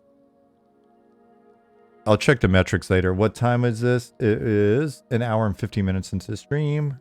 3:50 p.m. my time. I'll see if like everybody just logged out. They're like, he hasn't talked about or worked on the game in hours. I'm out of here. Anyways, Schrebergarten. So it's I love this title. Schrebergarten, Germany's suburban garden kingdoms. Yeah, so we were lucky that there was actually one available, several available. And so our garden's probably the size of like these 4 or 5 gardens here. We have a house on it. And then we've got a 420 square meter. Prof Dabs, where you at? 420 square meter garden plot. So we've got a house. And it's a 24 square meter house. We had to pay for the house. We buy the house. You basically you rent the garden from the garden club. It's like $100 a year or something like that. And then you buy whatever's on the property from the previous owner. So we paid like $1,000 for the house and all the plants and everything, all the improvements that have been made. And then when the weather gets better, basically all the Germans that have them, they go out there and like work on their garden a little bit. You'll spend the morning, afternoon, just kind of working on your garden, puttering around, and like 12 o'clock or whatever, a little bit earlier with my neighbor, one of my neighbors, Gustav, he's like 72. You know, come noon, he'll come over to the fence and be like, Bierchen, which means little beer. And I'm like, yeah, sounds good. And he'll hand me a beer and we'll stand there and drink a beer. And then probably like another one. Then we'll do some more gardening. And then somebody probably have a barbecue going or whatever. Music playing. I love it because they play like a 80s, like hits of the 80s station over on their side. And we've got it synced on our side. So we're listening to 80s music, drinking beer, barbecuing, taking a nap. You can, yeah, there's a period of time each day. I think it's from like 12 or 1 to 3 that you cannot use any, you can't use any lawnmowers or weed eaters or any equipment like that. So it turns the noise down so that you can take nap. It is lovely. It is so amazing. We didn't get our garden until May of last year, so we're a bit late getting stuff planted or whatever. But man, it was a good summer. Fantastic. There's so much community there. I met more people in our little garden neighborhood last summer than I've met, you know, both times I've lived in Germany and Sweden combined. It's fantastic. Sort of unrelated, but anyone keep beehives there given the prevalence of all the gardens? DTX Waldo, yeah, they're you've got to get like a special license because it's Germany and you got to get licenses for all sorts of shit. Thank you for the follow, Hot Kittens. There's at least 2 people in kind of within our little, like within 500 meters or so, not very far, like within a block or so, that run beehives. So yeah, I'm so excited. You guys, can you tell how excited I am about the weather getting better and us getting to the garden? And it's fantastic because the puppy, he gets out there and he just runs around, zooms around the garden, and then passes out. And he loves the neighbors so much because they give him treats. So like anytime we go over there, if he hears a noise over there, he's right by the fence. So I don't know, man. I'm excited. I'm excited for the spring and summer. We've got so much plant shit going on right now. Like, and it's been fun growing stuff that you wouldn't think would grow in Germany. And the neighbors have been like blown away. We had like 3-meter tall corn, black, red, and green corn. Got to grow some mushrooms. We have the mushroom cultures. We missed the window in the fall. We got busy and did not grow, but Jasmine's definitely interested. So we've got 3 different mushroom cultures that we're going to be playing with. Grew tobacco, like I said earlier. I've got tobacco drying right now. Hell, you know what? This stream is not just M&M. I'll show you. I'm not going to feel guilty about it. Right here, I'll show you. It'll be quick.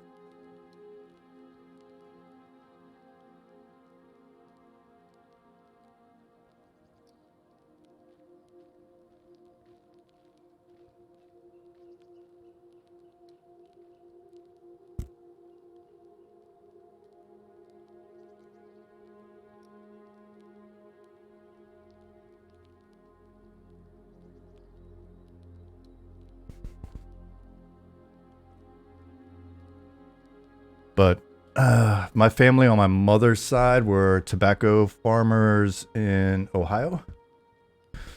So it was pretty cool to be able to grow it. I'm going to learn about sort of doing whatever you need to do to make it usable. I'm not a smoker anymore, but point of pride growing stuff. What other weird shit did we grow? Speaking of Ohio, a number of you live there. Yeah, maybe I'll smoke a pipe. All right, so let me go back to actually doing some damn work. But I'm just so excited for, growing stuff. The garden turned out so well last year. I was so surprised. Knock on wood, it wasn't just beginner's luck or us living off of the good work of the prior owner or whatever. But it's just, man, it's so nice to like grow your own shit. And it's so nice to spend time there.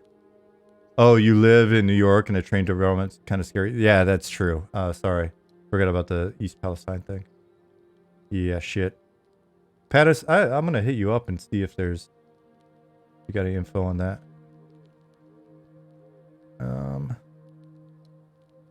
Oh, you know what I could do? If you're watching right now, Pattis?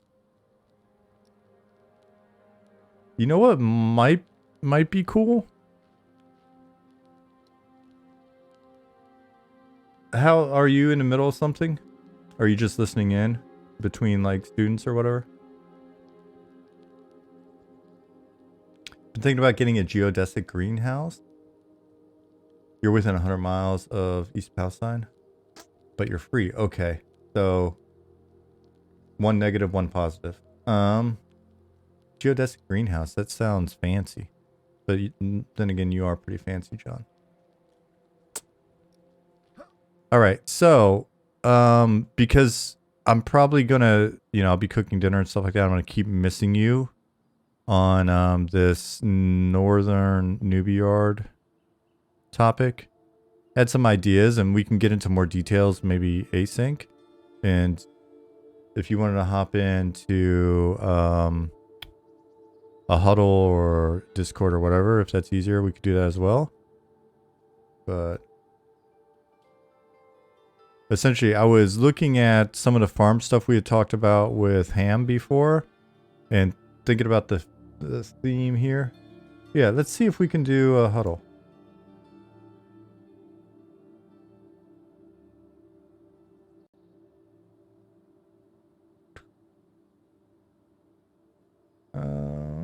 Here. I'll hop into environment R, and then we'll fix the we'll fix the levels once you're in here.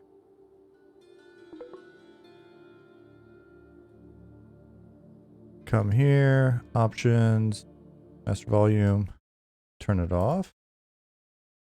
I'll give you a second to hop in, and then I'll adjust the volume when you hop in.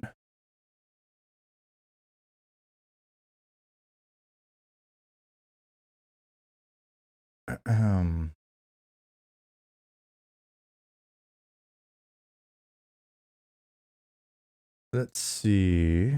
All right, so I'll wait on Pattis to join us. Meantime, I'll find another bug. Tattered cloth robe, multiple issues. I think I've seen this bug twice. So I need to find both instances of that bug. And open them, consolidate the bugs as a minimum. Yep. Hey, there you are. Hold on one sec. Open in new tab. Cool, I got those open. See if I can fix those. Cool. So,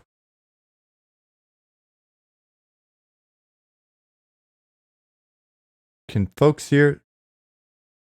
Pattis, say something. Can you guys hear me?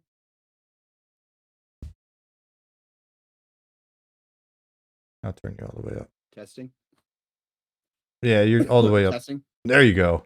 Very low. Until I turned you up right as you coughed. Sorry about that. It's all good. Okay. I can hear them good, but I also cranked my headphones up. All right, so let me minimize this really quick. Come to here, open this really great ham drawing. Bring that over here. Bring this back up.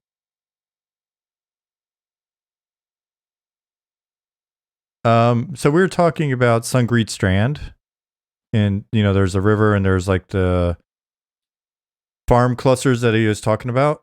And so they're pretty big, right? These are trees, and then there's like the vegetables, barn, farmhouse kind of setup. Okay. You just had this kind of stuff, and I can send this over to you. But this, I went back and found this, and I thought the idea was kind of cool. I was wondering if there's some way to basically, if we looked at, because if we wanted to do the farmland theme for Sungreet, what I was thinking is, what if we went ahead and just walled this in on this side? It's not, actually, you tell me, and you don't have to do it immediately, but just kind of think about, I see you put this way up. Think about if you feel like cliff is fine, and then we just sort of build along, and then properties may have walls, or if you want to put a wall here to keep everybody from falling in or whatever. So you've got a way up now.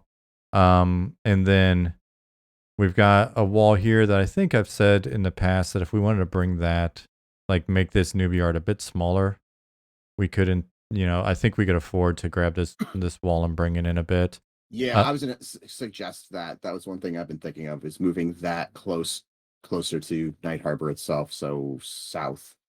Yeah. I think we could probably do some walls.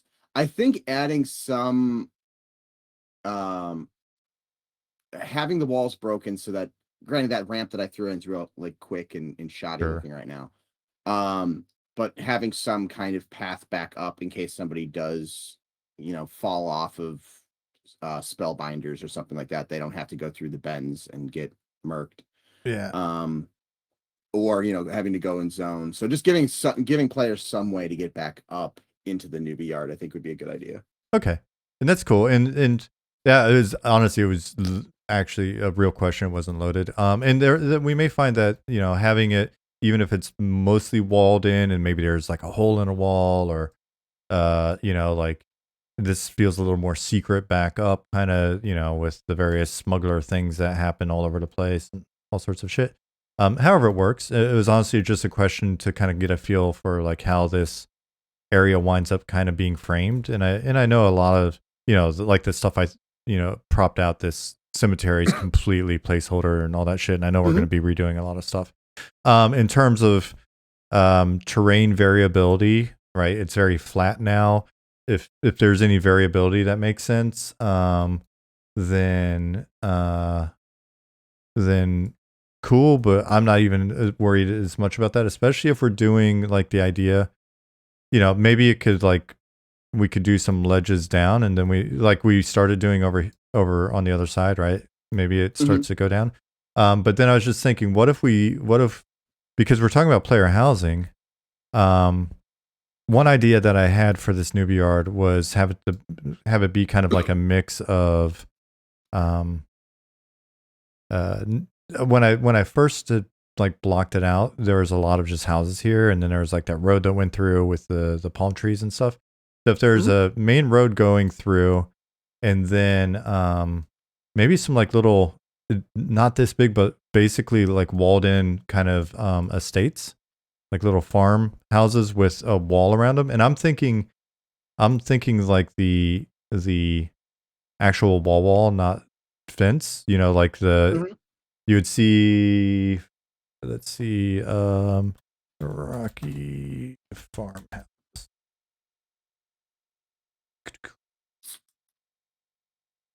Because we were pulling, you know, a lot of the feel from like, you know, this kind of look. Yeah.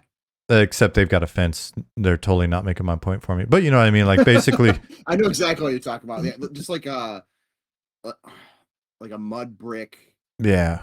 like courtyard fence, Yep. essentially. Yeah, because For lack of the actual term of what that kind of wall would be called. Because I think it'll be, I think it'll make, you know, sense just kind of being for the assets that we have, because we basically were there, right? Like when we look at the wall that I grabbed over here, we could just shrink it down or whatever, and then boom, we're fairly good.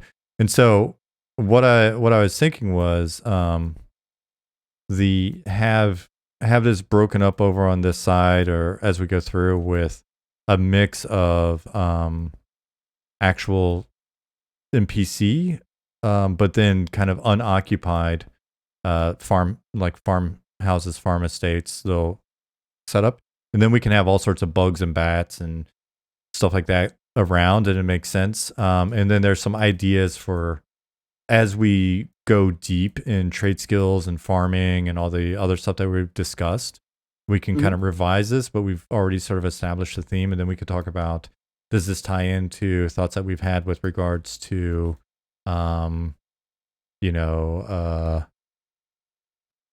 farm maintenance and kind of some of the appointment mechanics and things like that. Because while it, you know, I know it won't last forever, that idea of, if there are players in here that have these farms, and there's actually some benefit to having newbie players come kill bugs and snakes and shit in your little farm plot, then it would be maybe that'd be cool. So anyway, this theme was what I was kind of thinking might give us something to start with, and start to really break the space up and make it feel very unique from the other newbie yard. And then we'll look at kind of redistributing some of the mobs that spawn and stuff like that. Yeah, no, I think that works fine. So the big thing would be to shrink it up a little bit.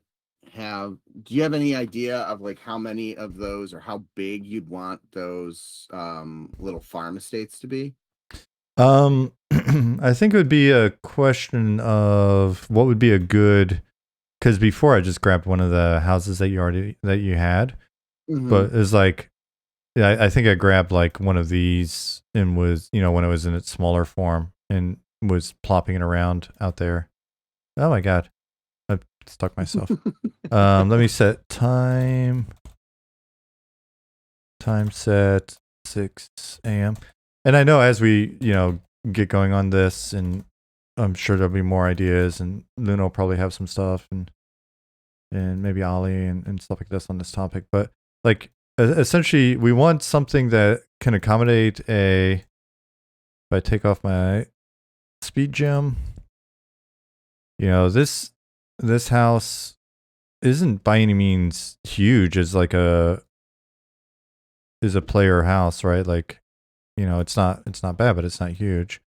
We see the footprint it has here.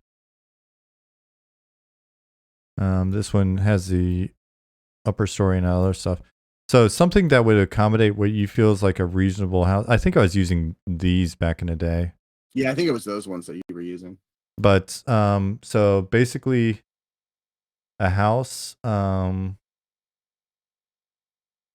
with if we plop one of those down, by the time you then give enough room for it to feel kind of like a farm, it's going to eat up a chunk, right? And so let's base it off of one or more house sizes.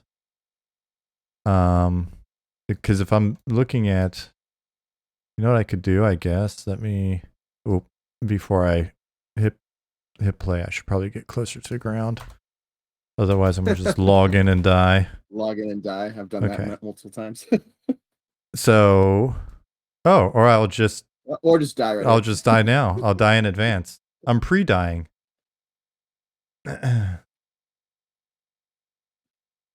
The handwriting looks like someone did drafting in school. Oh, this is from Hamad. His handwriting and sketches and stuff are just fantastic.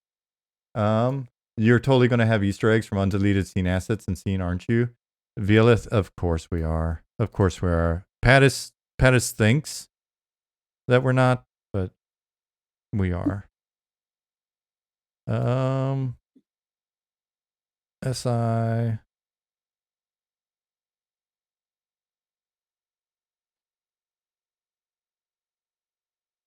There's probably a faster way. There's probably a go-to I could have used. Yeah, I'm always the same way. I'm like, I could just go to, but then I don't know. The flying's fun, especially when you're wearing a cape. You feel like a superhero. It's true.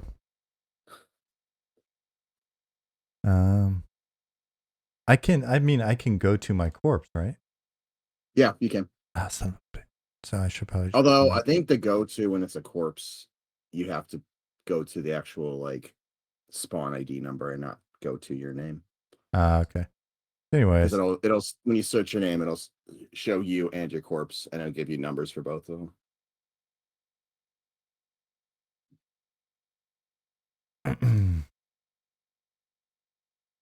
All right, here I am. Cool. And now that I think about it, I could probably just do this in scene view is what I was thinking. That may create all sorts of lag and stuff. Ooh, I forgot that I think I turned off lighting when I was in Wormsbane so I could debug something. So now it's wanting to yeah, I turn recompile off lighting in shaders. Wormsbane all the time myself. Cool. So if I come here,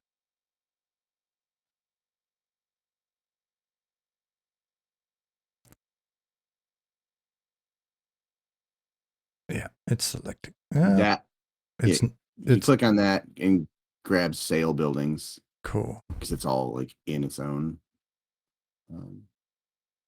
So where's my widget? I've got sail building. Where's the widget? Yeah, sail building, and then go top. The buttons to the top left. Yeah, top left above the viewport. One of the, I think it's that one. Yeah, click that, and then go to center. It'll center your pivot. Okay, but notice my widgets. Is it underground? No, is it because of the scene's running? Oh yeah, if you're running the scene, that might be it. Okay, let me just go into scene view then. All right, I mean, let me just go into the scene really fast.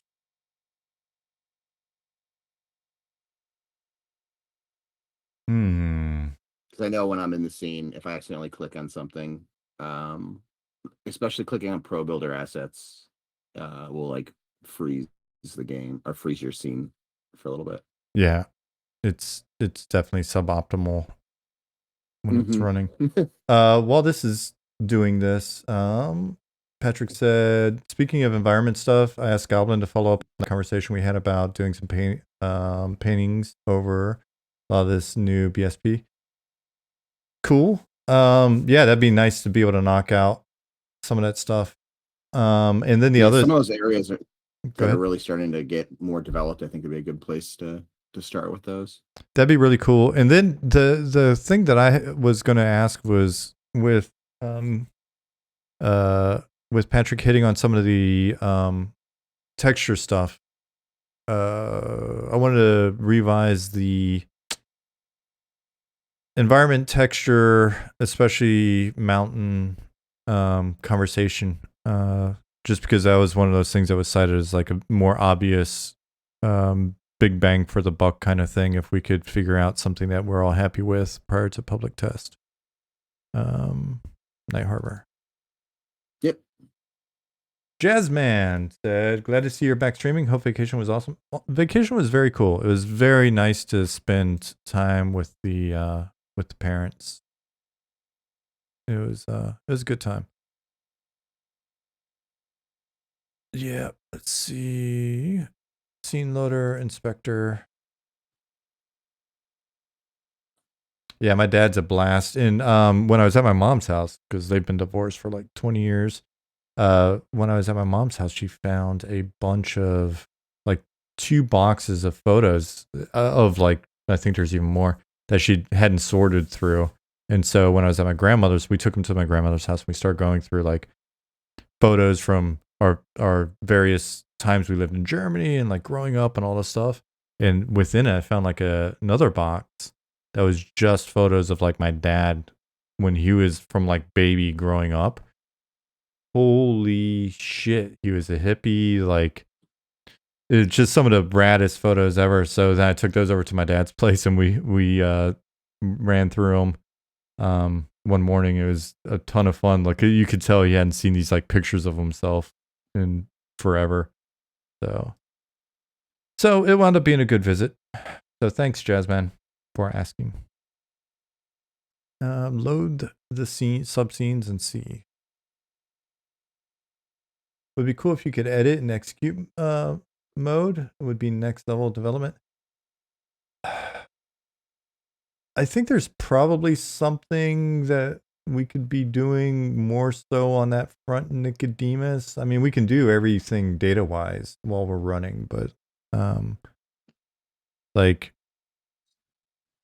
editing the scene and saving and all of that with, yeah, especially if it wasn't every time you click something, you're sitting there waiting for some shit to happen for 20 minutes, which is kind of the problem we'd started running into. Well, with Blender, Pro Builder, it's like everything. Blender, Pro Builder. We had some sort of Maya integration. It wouldn't help me because I wouldn't be able to use it, but it might make life easier for you. So anyway, so yeah, if we're looking at like that, you son of a gun. Okay. Why won't you let me touch you? I just want to select you all.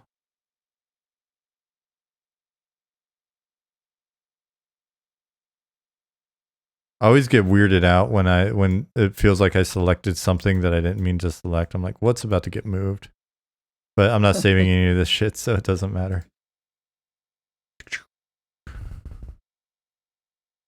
That's pretty big. So if we were to take this and I mean, it doesn't. Oh, that's a weird rotation. Oh yeah, Control Z. Yeah, I think you were grabbing the screen one. Oh, Control Z. Taking forever to undo is always fun. Yeah, I don't know why, but like the first time you Control Z when you open the scene with a Pro Builder object, it takes forever to actually back up. This is so funny. You son of a gun, you. Okay, so that's not gonna work. Anyways, I was just gonna. So if we're just looking, yeah, this is a pretty big compound, though. Right. So I guess if we find the right size, well, it's not that huge. But anyways, if we find the right size, kind of like farmhouse, and then we wall it in. I think by the time we, what is I forget, is it?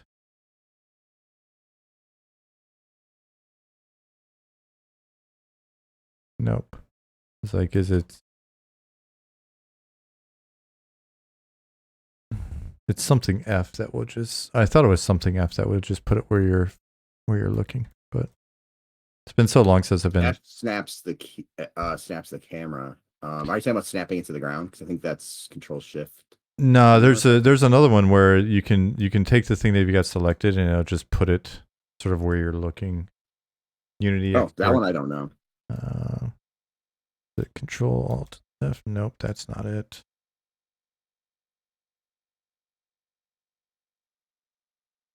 No, that puts you in it. That's pretty. Oh no, it did. Okay. Control Shift F. But it does some hinky shit, so Control Z, Control Z. All right. So if we've got like a little, all this getting Not saved, so it don't matter.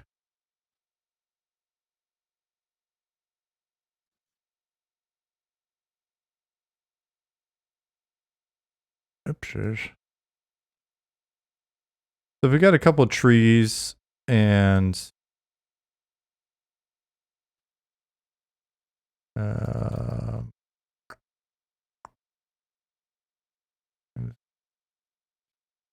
blah blah. Here. Brody.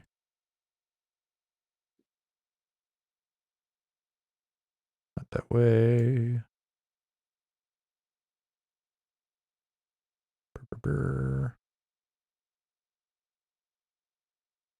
If we took one of these guys and we said,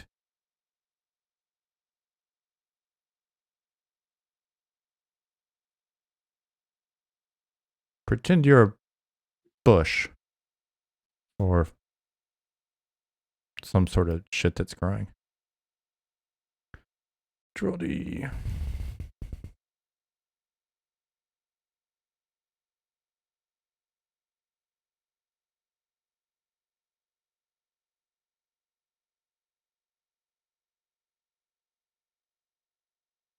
You're smaller now. Enchanter minor illusion. I'm a plant now. That is a useful spell. I was just sorry, I have my Oh, that's fine. That's fine. There, that should stop.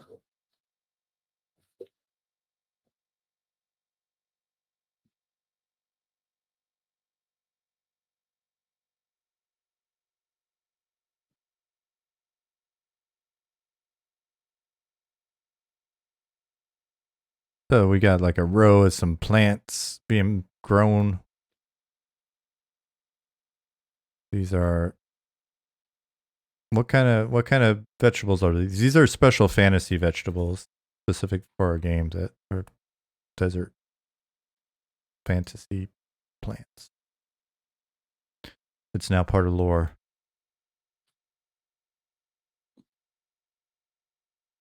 All right. So do they have something like barns on desert farms for storing animals? Yes. There's actually a note for a barn here, Nicodemus. What kind of plants are they farming? Keith, don't say mandrake. So I think these will be like date trees, but we'll have all of our desert plant farming lore. It'll be extremely tight. Ollie will set us straight. But if you look here, barn.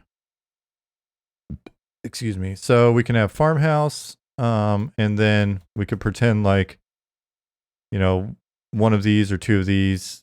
We could have like a little barn or whatever. I'm just, trying to think of a moderate, non-elaborate kind of setup.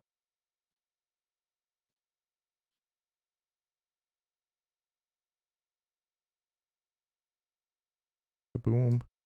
So if we look spatially,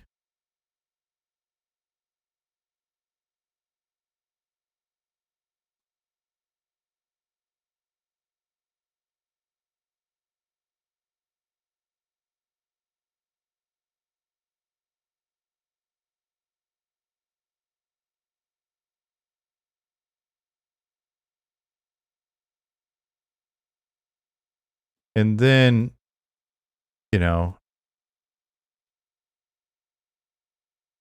again, if there's a little bit of, if there's some feature like ground feature, if there's elevation changes or bumps or mounds or whatever, and then we intersperse just kind of like, because one of these guys could have just being so awesome to select. Thank you for your help. You son of a bitch. We did it. Oh, I don't think you have the Pro Builder window on. That might be why. Why it's being so mean to me. Yeah. Unity's being so toxic right now. God.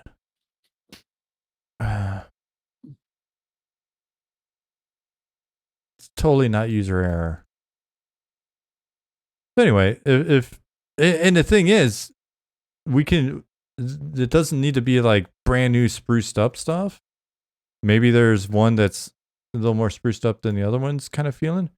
But we could have some like maybe some ruined walls where there was previous farms, right? Because even they don't need to be ancient, even if it was over the last like decade or something. Some people come in.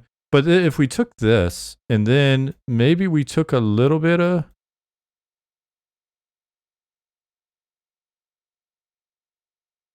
I'm all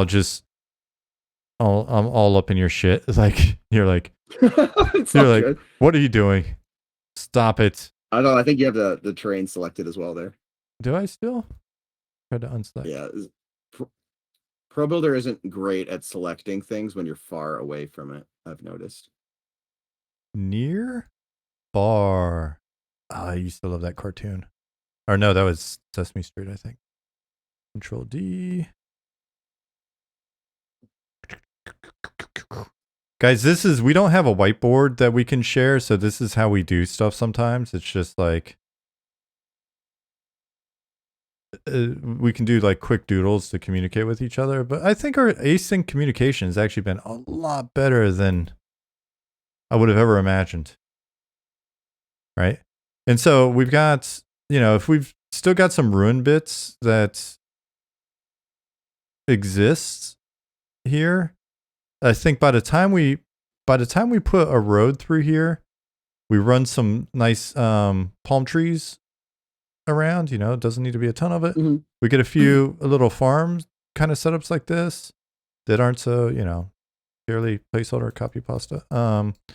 And what we may find is when we're discussing player housing and also like our trade skills, we may find that we can block out like areas where we may support them systemically, like players' ability to plant stuff or whatever. If we wind up going that far, if not, then we've already got the stuff in because we can do a subtractive process later. And so then we're not really biting off more than we can chew. But if we look at this space, if we think this is roughly a reasonable amount of space, or however you wind up determining kind of like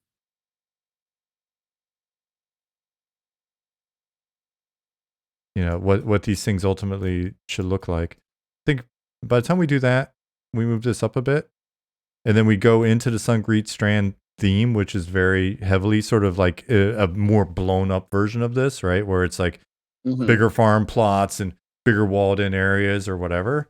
I think it'll not only flow in nicely, right? Because when we're in there, and I'll go into that scene in a second for those of you that have never seen it. It's extremely placeholder, but you'll understand how these link because we don't have a facade to it or anything over there at the moment. But when you're in here, you'll see like essentially the farms and stuff out there, similar to the way that you can see into the city and out of the city over there. This is for their reference, not yours, Harrison. But so you'll see this is like the theme is carrying through. And then if these are unoccupied farmhouses or there's opportunity, like there's, openings like this or whatever we wind up doing, then having, when we come back and repopulate the spawns, then it'll be a newbie yard that's kind of like the suburban newbie yard with its own theme and own stuff like that. And then you can, it'll be easy for us for the, one or two of these, depending on the scale or whatever that's occupied, then we can have help a farmer with bats and bugs and beetles and shit and rats and all of that, and little one-off quests. We've got a nice unique theme. It flows into and sets up the next theme, and voila, fairly good newbie yard. We could probably even fit a camp or two in here. That's one of the things we talked about. Wouldn't it be cool if we had some camp, sort of static camps in the other newbie yard? So I don't know. What do you think?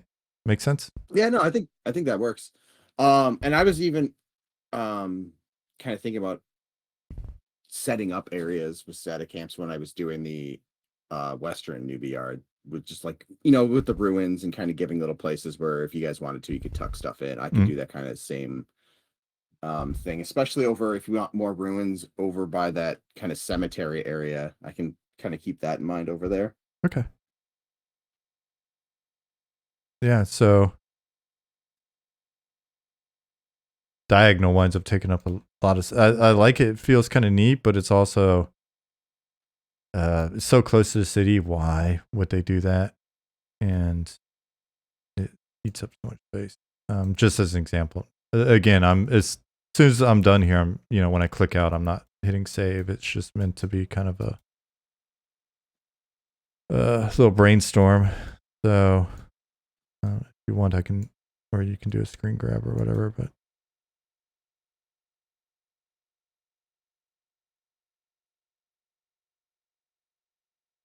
yeah, I think this is an area though. We're having maybe not at as steep of an angle you had, but having them a little less grid oriented will be a little bit easier to pull off. yeah, and will make some amount of sense. it's funny. Like, it wasn't until I ran into that thing that I posted. Where was that? An inspiration the other day, I think. Let me scroll up. Yeah, it wasn't until I saw this. I'm like, because unless you're in like Barcelona, everything being on a grid always feels so unnatural. But then looking at That looks like Osama bin Laden's compound. Oh yeah. That's the plan, Syndicroft. That's our first expansion. Actually, I think this was one of the images, or maybe not this exact image, but when I was laying out the ruins in the western newbie yard, I was looking at this exact like ruined city for how I wanted to do like the base of the housing. It'll be Nick popped up. He's like, this is my opportunity for us to sneak in the FPS elements. Expansion 1. The raid on Osama bin Laden's compound. Cindercroft, thank you for 10 months. So, yeah. So, like, Tim God, I guess this is former Roman city in Algeria. Yeah. When I saw this, I was just like, damn, Romans, they were on point. Yeah, when you look at a lot of ruins, like there's definitely gridded out. I mean, if you look up to the top there, it goes at an angle, but yeah, they got a little weird here, but there for a bit they were on a good run. Cool. So let me. Yeah, the most annoying part about getting off of the grid with Pro Builder is it does not like when you start modeling it not on the grid. So I've found it's better to model it on the grid and then take whatever you've modeled and rotate it to whatever angle you want it to be, as opposed to building it at that angle. Yeah. The snapping just gets all crazy. I can imagine. I just grab these in case we have a conversation later and forget. But honestly, I was just trying to emulate what Ham had there. And I know you guys with your creative art brains will come up with something cool. Cool, yeah. And so for those of you that are wondering what we're talking about with Night Harbor Fields, which I saw in Nick's notes that he's been doing some pop work in Night Harbor Fields, also known as Sun Greet Strand, and Death Valley, also known as Vale of Zentar. Nope, don't save. I was just kidding.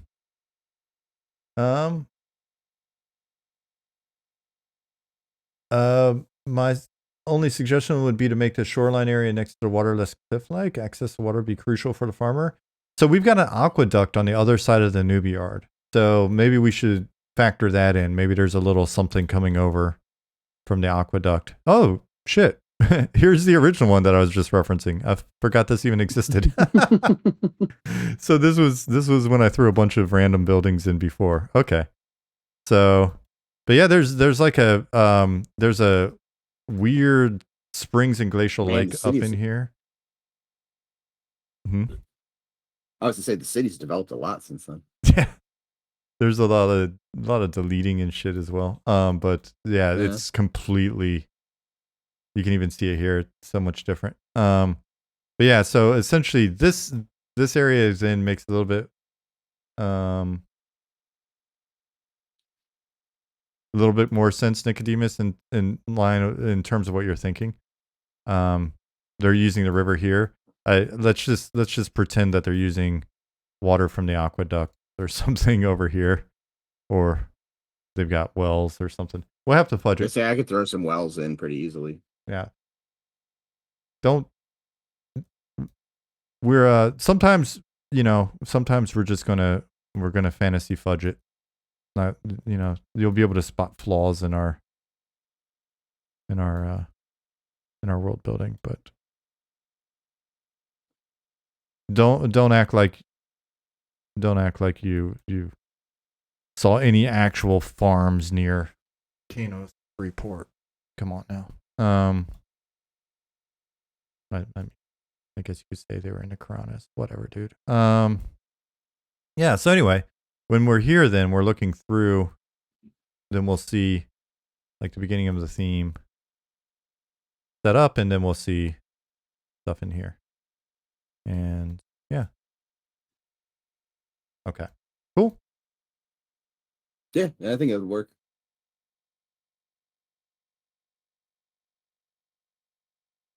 I forgot how dense this like facade you made was. I haven't been in Sungreet in a while. Yeah. Well, yeah. Because this was just looking in, right? Because this is the actual zone. The zone line's like right there. But I think this used to exist in Night Harbor. I just deleted all of it, I think. I thought you had put it in, but I don't think you ever actually pushed it. That may have been it. I did the same shit in Deep Dunes a few weeks ago. I went through and I was taking your mushrooms and clustering them into like color clusters and trying to, basically start to create these themes, and was going to start stealing assets and put it in and make little camps and stuff.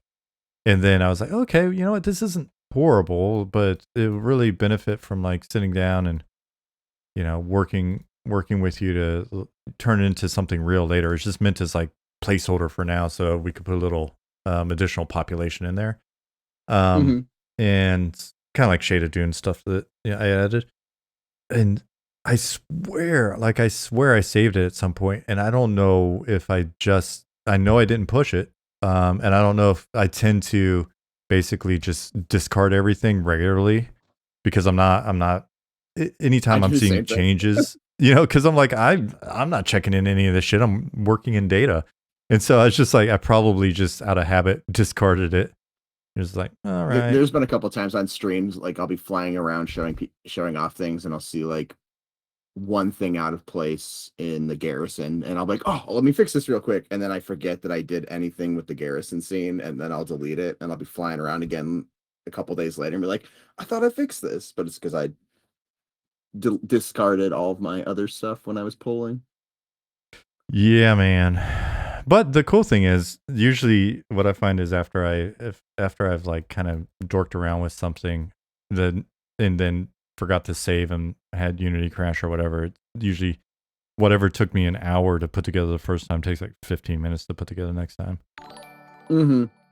Well, yeah, actually I had a crap. My last stream, I rebuilt something in like half the time because my laptop was stupid and didn't tell me it wasn't saving every time I hit save. And then I closed it, and it was like, oh, surprise. All that work you just did is not, it's no longer existing. And it's funny because even with the running joke of, like Zukin stream of, when was the last time you saved or whatever, I've been always like.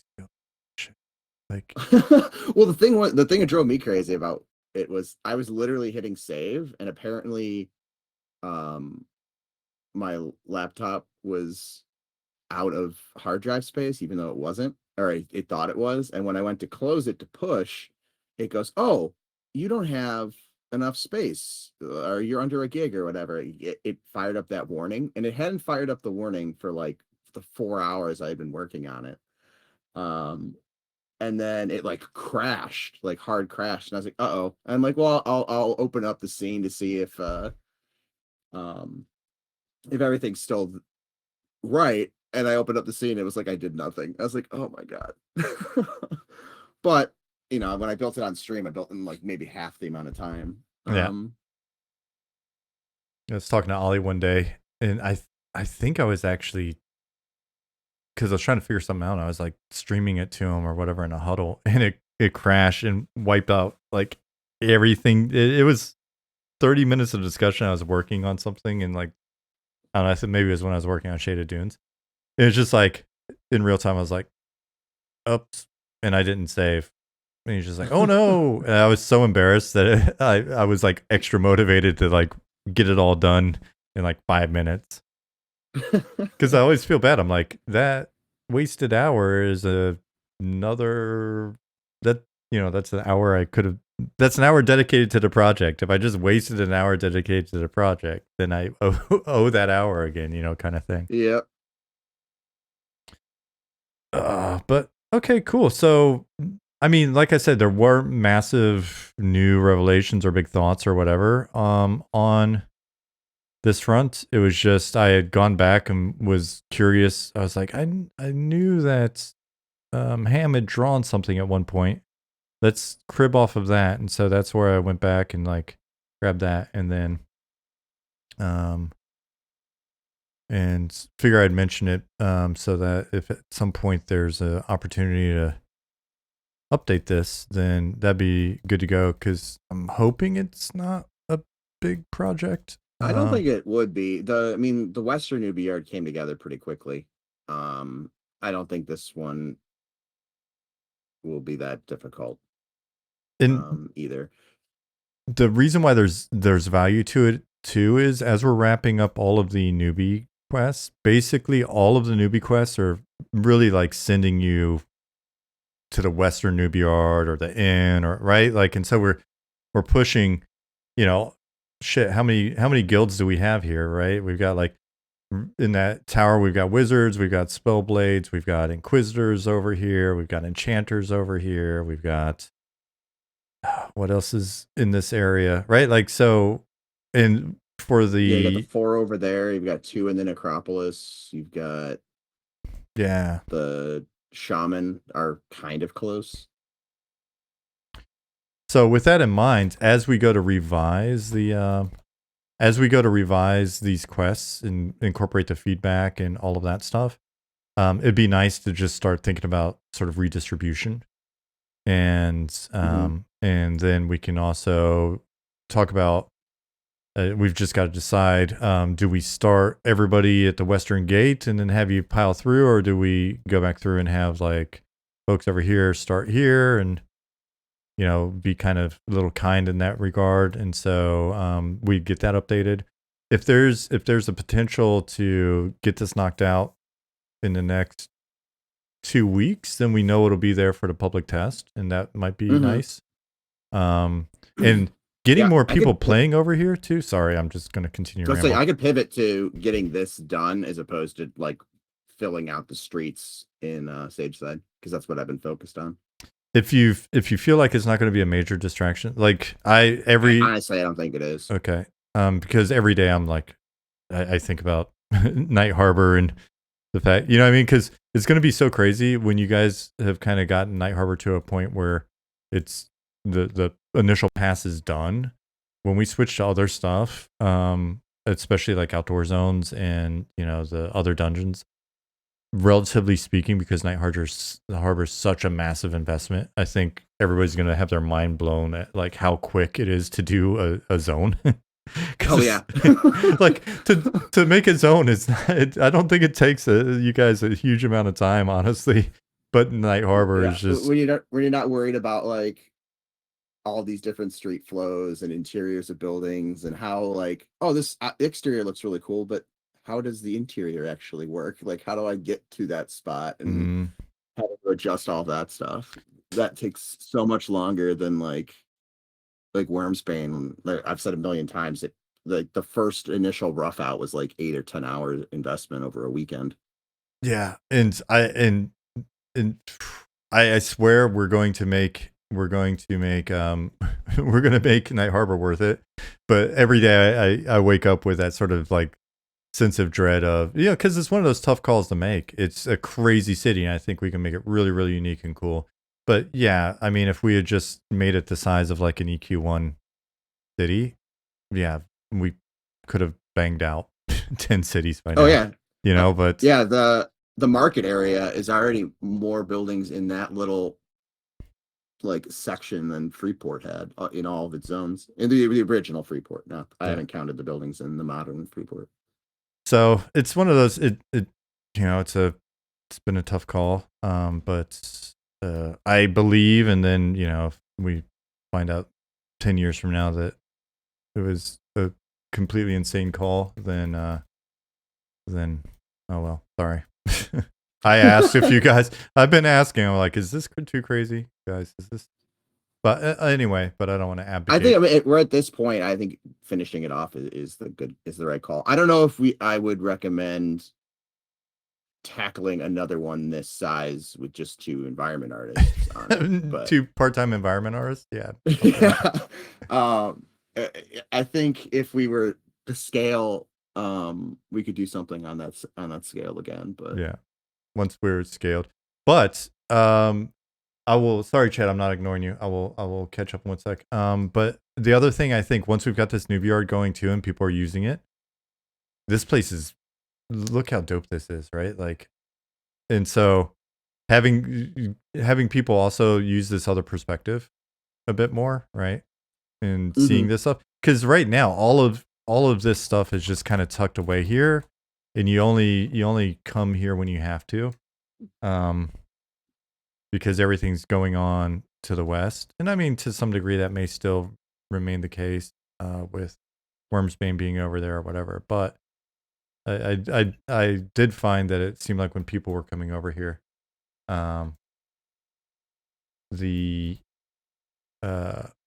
the fact that they were like, oh shit, there's more, and then they were like running, through Blackfeather,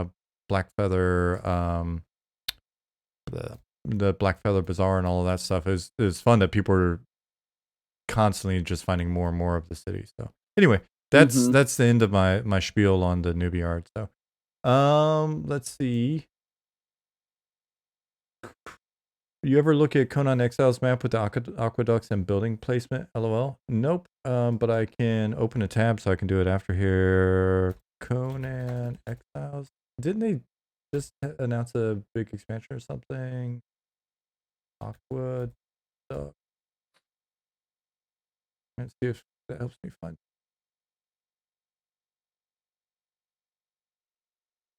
And let's see. Go back to Twitch. What else we got? Nothing more heartbreaking than losing hours of time on a product due to the IDE bugging out at a bad time. Yeah, Nicodemus. There needs to be a first pass done party, beer and cheer. Yeah, when Night Harbor's first pass is done, we'll definitely have to turn that into a fun event. And beer may be involved.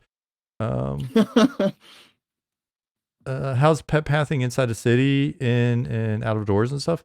So far it's been pretty chill, Valith. We've got certain pathing issues that are just kind of issues, where you can see some spot where there's clumps of mobs or whatever, where it looks like maybe there's some issue with them moving from one, like, what do you call them, Harrison? Like nav mesh cluster? Or? Yeah, there's like a cluster. There's like seam lines where like a cluster of the nav mesh transitions to the other, and there seems to be a hang up on those, but I don't know how to do the pathing stuff besides building the nav mesh. Yeah, that's not my we've got expertise. Bug reports on it too, for Ollie to look at. I thought there was an obvious cluster. Yeah, there was one right around here that was causing an issue. maybe Maybe it got cleaned up. no, I think it's just because I was outside the sphere of influence, and maybe stuff's kind of repopping and just needs to start getting stuck.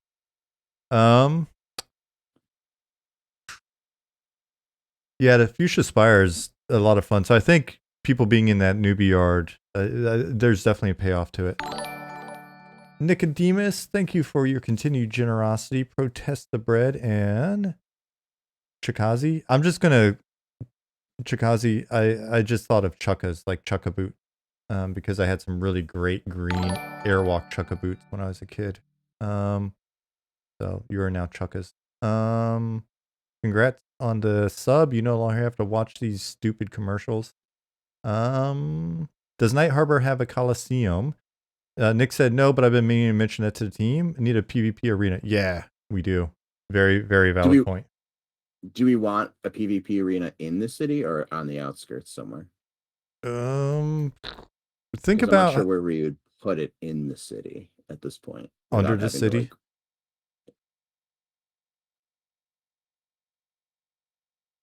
Although I am really excited to do a PvP arena.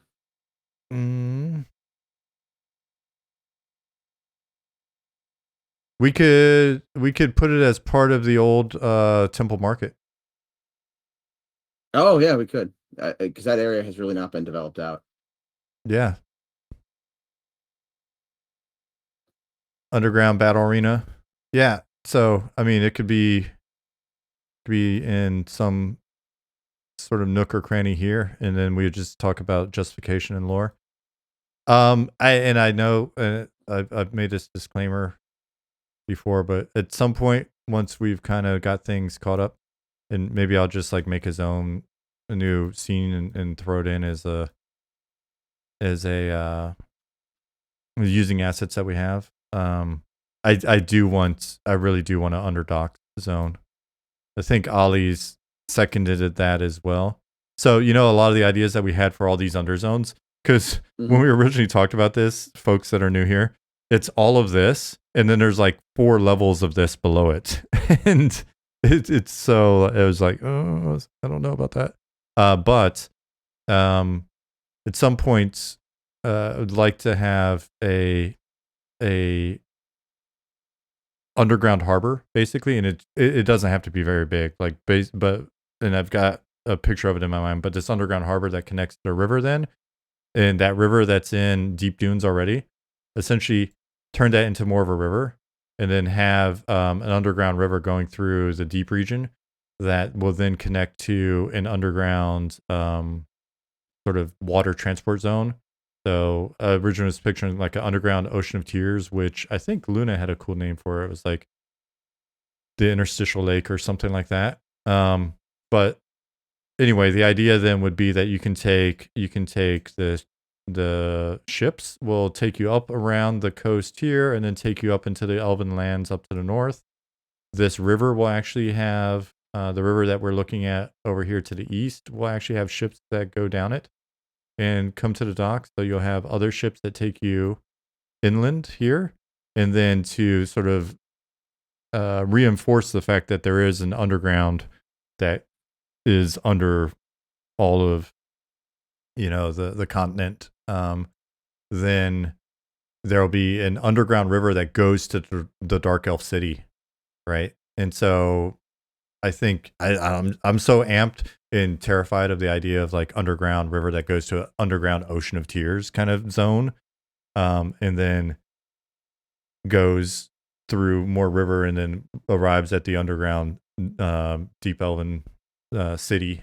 So Skullport, is there a D&D book or module that's Skullport? Yes. I think that's a fun example. I could have sworn I was just skimming something recently. Yep. Yeah. Oh yeah, because Skullport's the one and it's got the floating skulls enforcing the laws and stuff like that. Yeah. So yeah. Meanwhile, Pat is just sitting here, just like shaking his head on the other. No, I'm interested. Work. I'm just trying to think of where to put it. Is it, and this is in addition to the super secret dock that we've never really talked about. Yeah, the super secret dock is small, right? But That's what I assumed. What I That it was would be pretty small. thinking was, what if I have collision? I'm a dummy. I was like, I'm just gonna fly through this wall. I'm not in scene view. But I was wondering, maybe we could do a thing where it goes, please no dock size shaming. Well, after all these years of dock privilege, you can deal with a little dock shaming.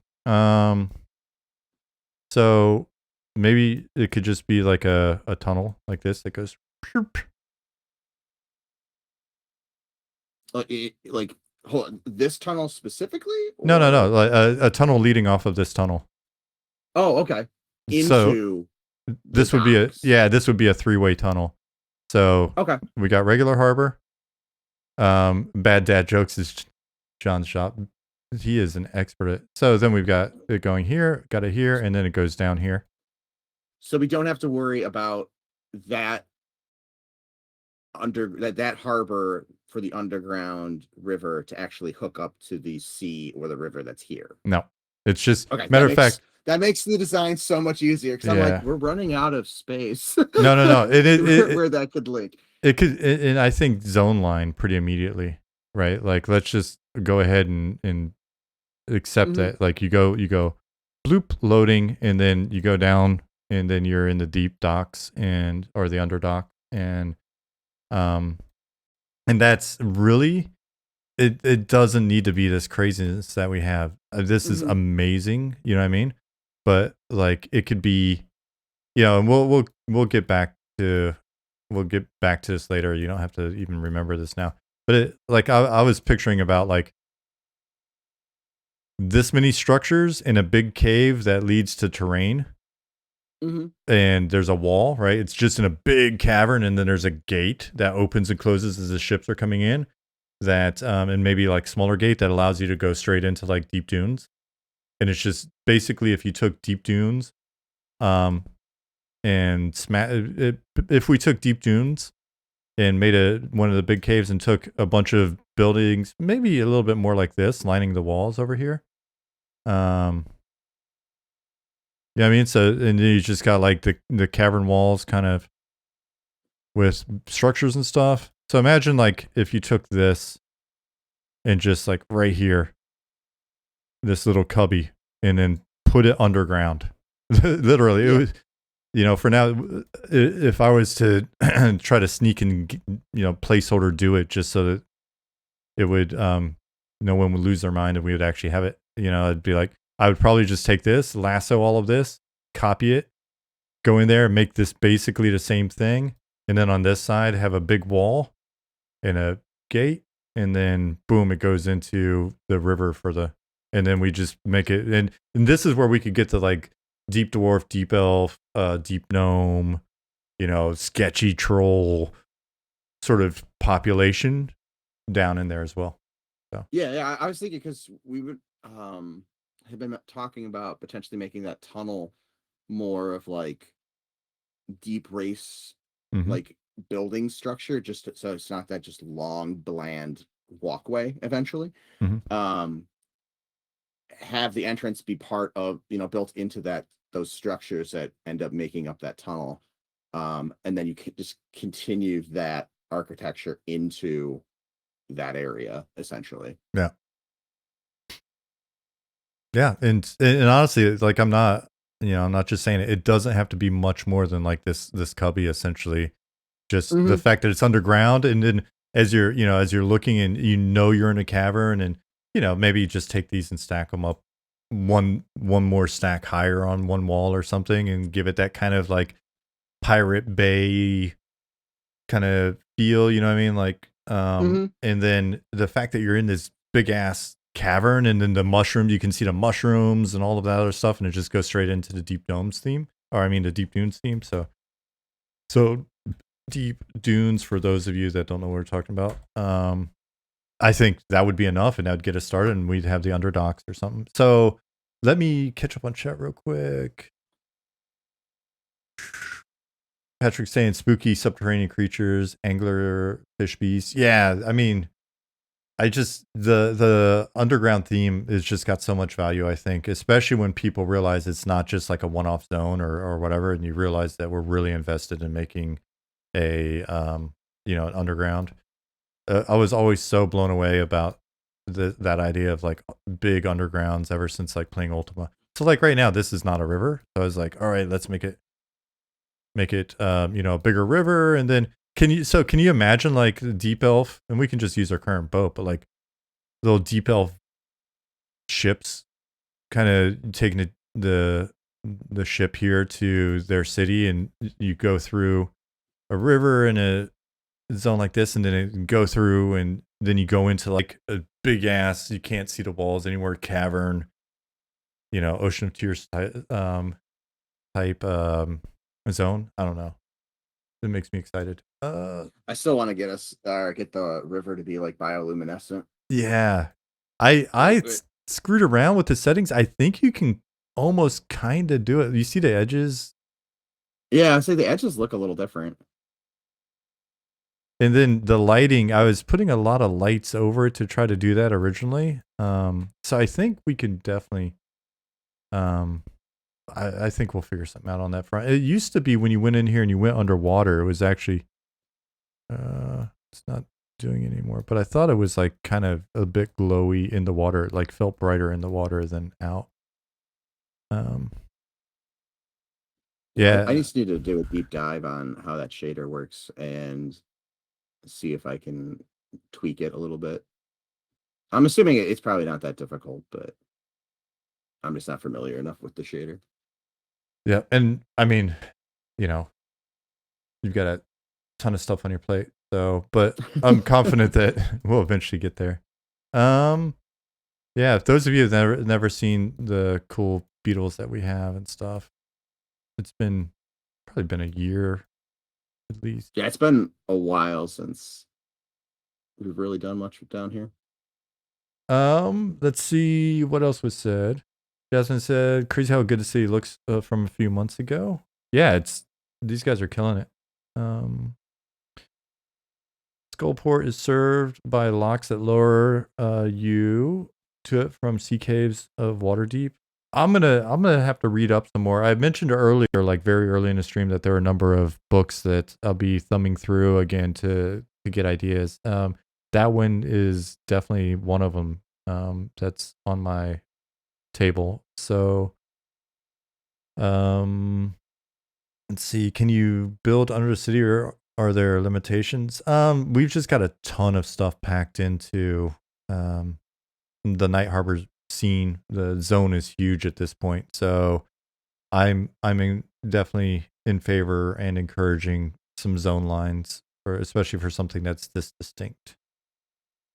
Pirates and smugglers. Oh yeah, in relation to all of the folks that are under there. Who is designing your quests? Challenge them to use 90% of these buildings. Well, Syndicroft, a certain number of those buildings are going to be player housing.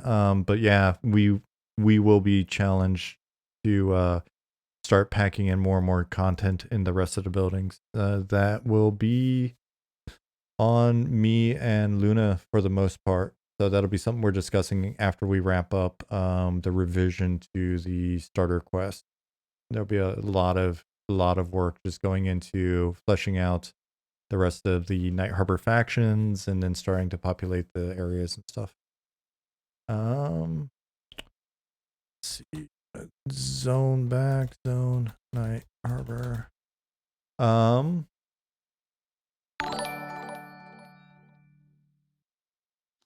Thank you for giving out a gift sub, Cindercroft. Who got it? Jettis. There you go. No more commercials for you. Thank you for your generosity. Underdark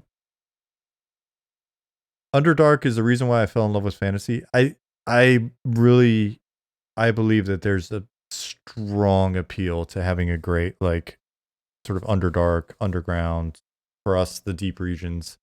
And there's so much cool shit that we can do with it. Right? Like there's so many just underground takes on things. What's an underground swamp? There's an idea for underground suns and all sorts of fun shit that, underground fort. You just take a theme yeah, slap underground on it, and we can figure out some cool stuff.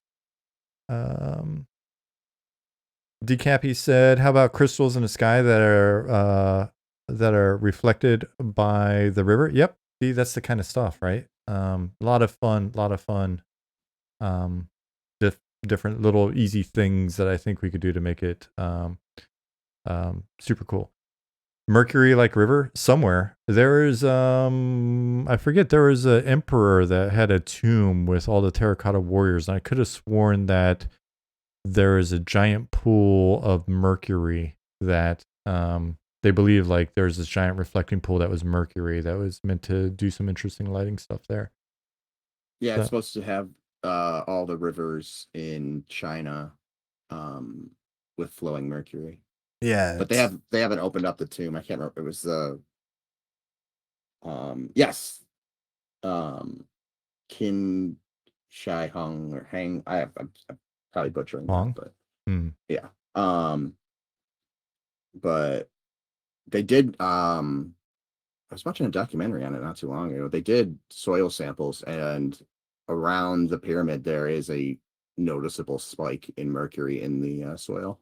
Oh wow.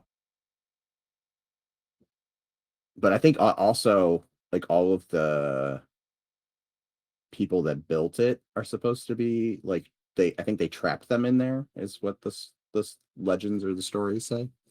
Makes Like he sense. had his harem was buried down there with him, and then all the workers were buried down there as well. I mean, that's been the plan for you guys as well. You'll Just we're bury gonna us under bury the you in this ziggurat. game. uh yeah, so let's see. Yeah, Hopefully it's still cleric sealed. buttons have a holy glow down there so you can see them. Yeah, lighting's fun. If the under races get bards and they venture to the surface, will they get subterranean homesick blues? And that great timing on that, John. It is 5 o'clock.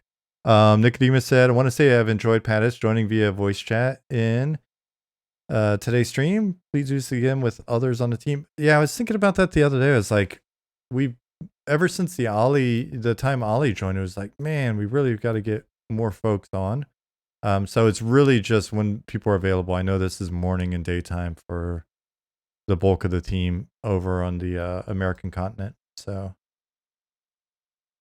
young people in chat just Googled subterranean homesick blues. J Bombo said, "You guys have a great weekend." Pattis, yeah, I think I'm gonna wrap up. It's 5 now, which means that my dog just ran by, so I don't know. Jasmine may actually be home already, but I don't think. No, there's no way she'd be home already. Maybe it's just a burglar. Do you need to be a specific level to buy houses, or just have the right amount of money? Just cash. We're all about twinking and putting a lot of level limits on stuff. Why do that when it could just be all about cash and twinking? Cindercroft, twinking is when you've got a high level equipment that you put on low level characters to make them way too powerful for their level. It usually happens once the server's been is a bit older and people are making alts, and so you'll have very high level people throwing random items to their low level alts, alternate characters, and they're always fun to be in a group with because you can be a lower level person and just be killing the shit out of stuff. So, okay, guys, have a great weekend. Harrison, thank you for hopping on. No Everybody, problem. thank you for being here. I'm gonna wrap up. I'm gonna have a fantastic weekend if it doesn't twinkie. Well, that's one definition. Yeah, I know the other definition as well. There may be some of that in the game as well. Let's see. You're very welcome for the stream. Thank you for being here. Let's see. Kabam said, "Looking good. You take care as well." MMO Pug, see you. Chaz Solo, see you. Chinny D, you're very welcome. Did I say that twice? But anyway, have a good one. Rev Chumley, you're very welcome. I'm glad that we can entertain you in the morning. Mustang Spy, good to see you. Take care. Level 1 Undercon said, great to see so much progress. Take care. Thank you very much. On behalf of Harrison, who can't speak for himself, I thank you. I don't know. Are you still on here? Yeah, I'm sorry. Okay. Take care, everybody. Hell's Ridge. I'm gonna drop out there. I have to go. Okay. See you, buddy. Later. Thanks, Patrick. Wicked Jester. Thank you very much. See you. Zubay. See you. Cool. All right. Yeah. All right. See you, Nick. Have a good day at work. First, see you, buddy.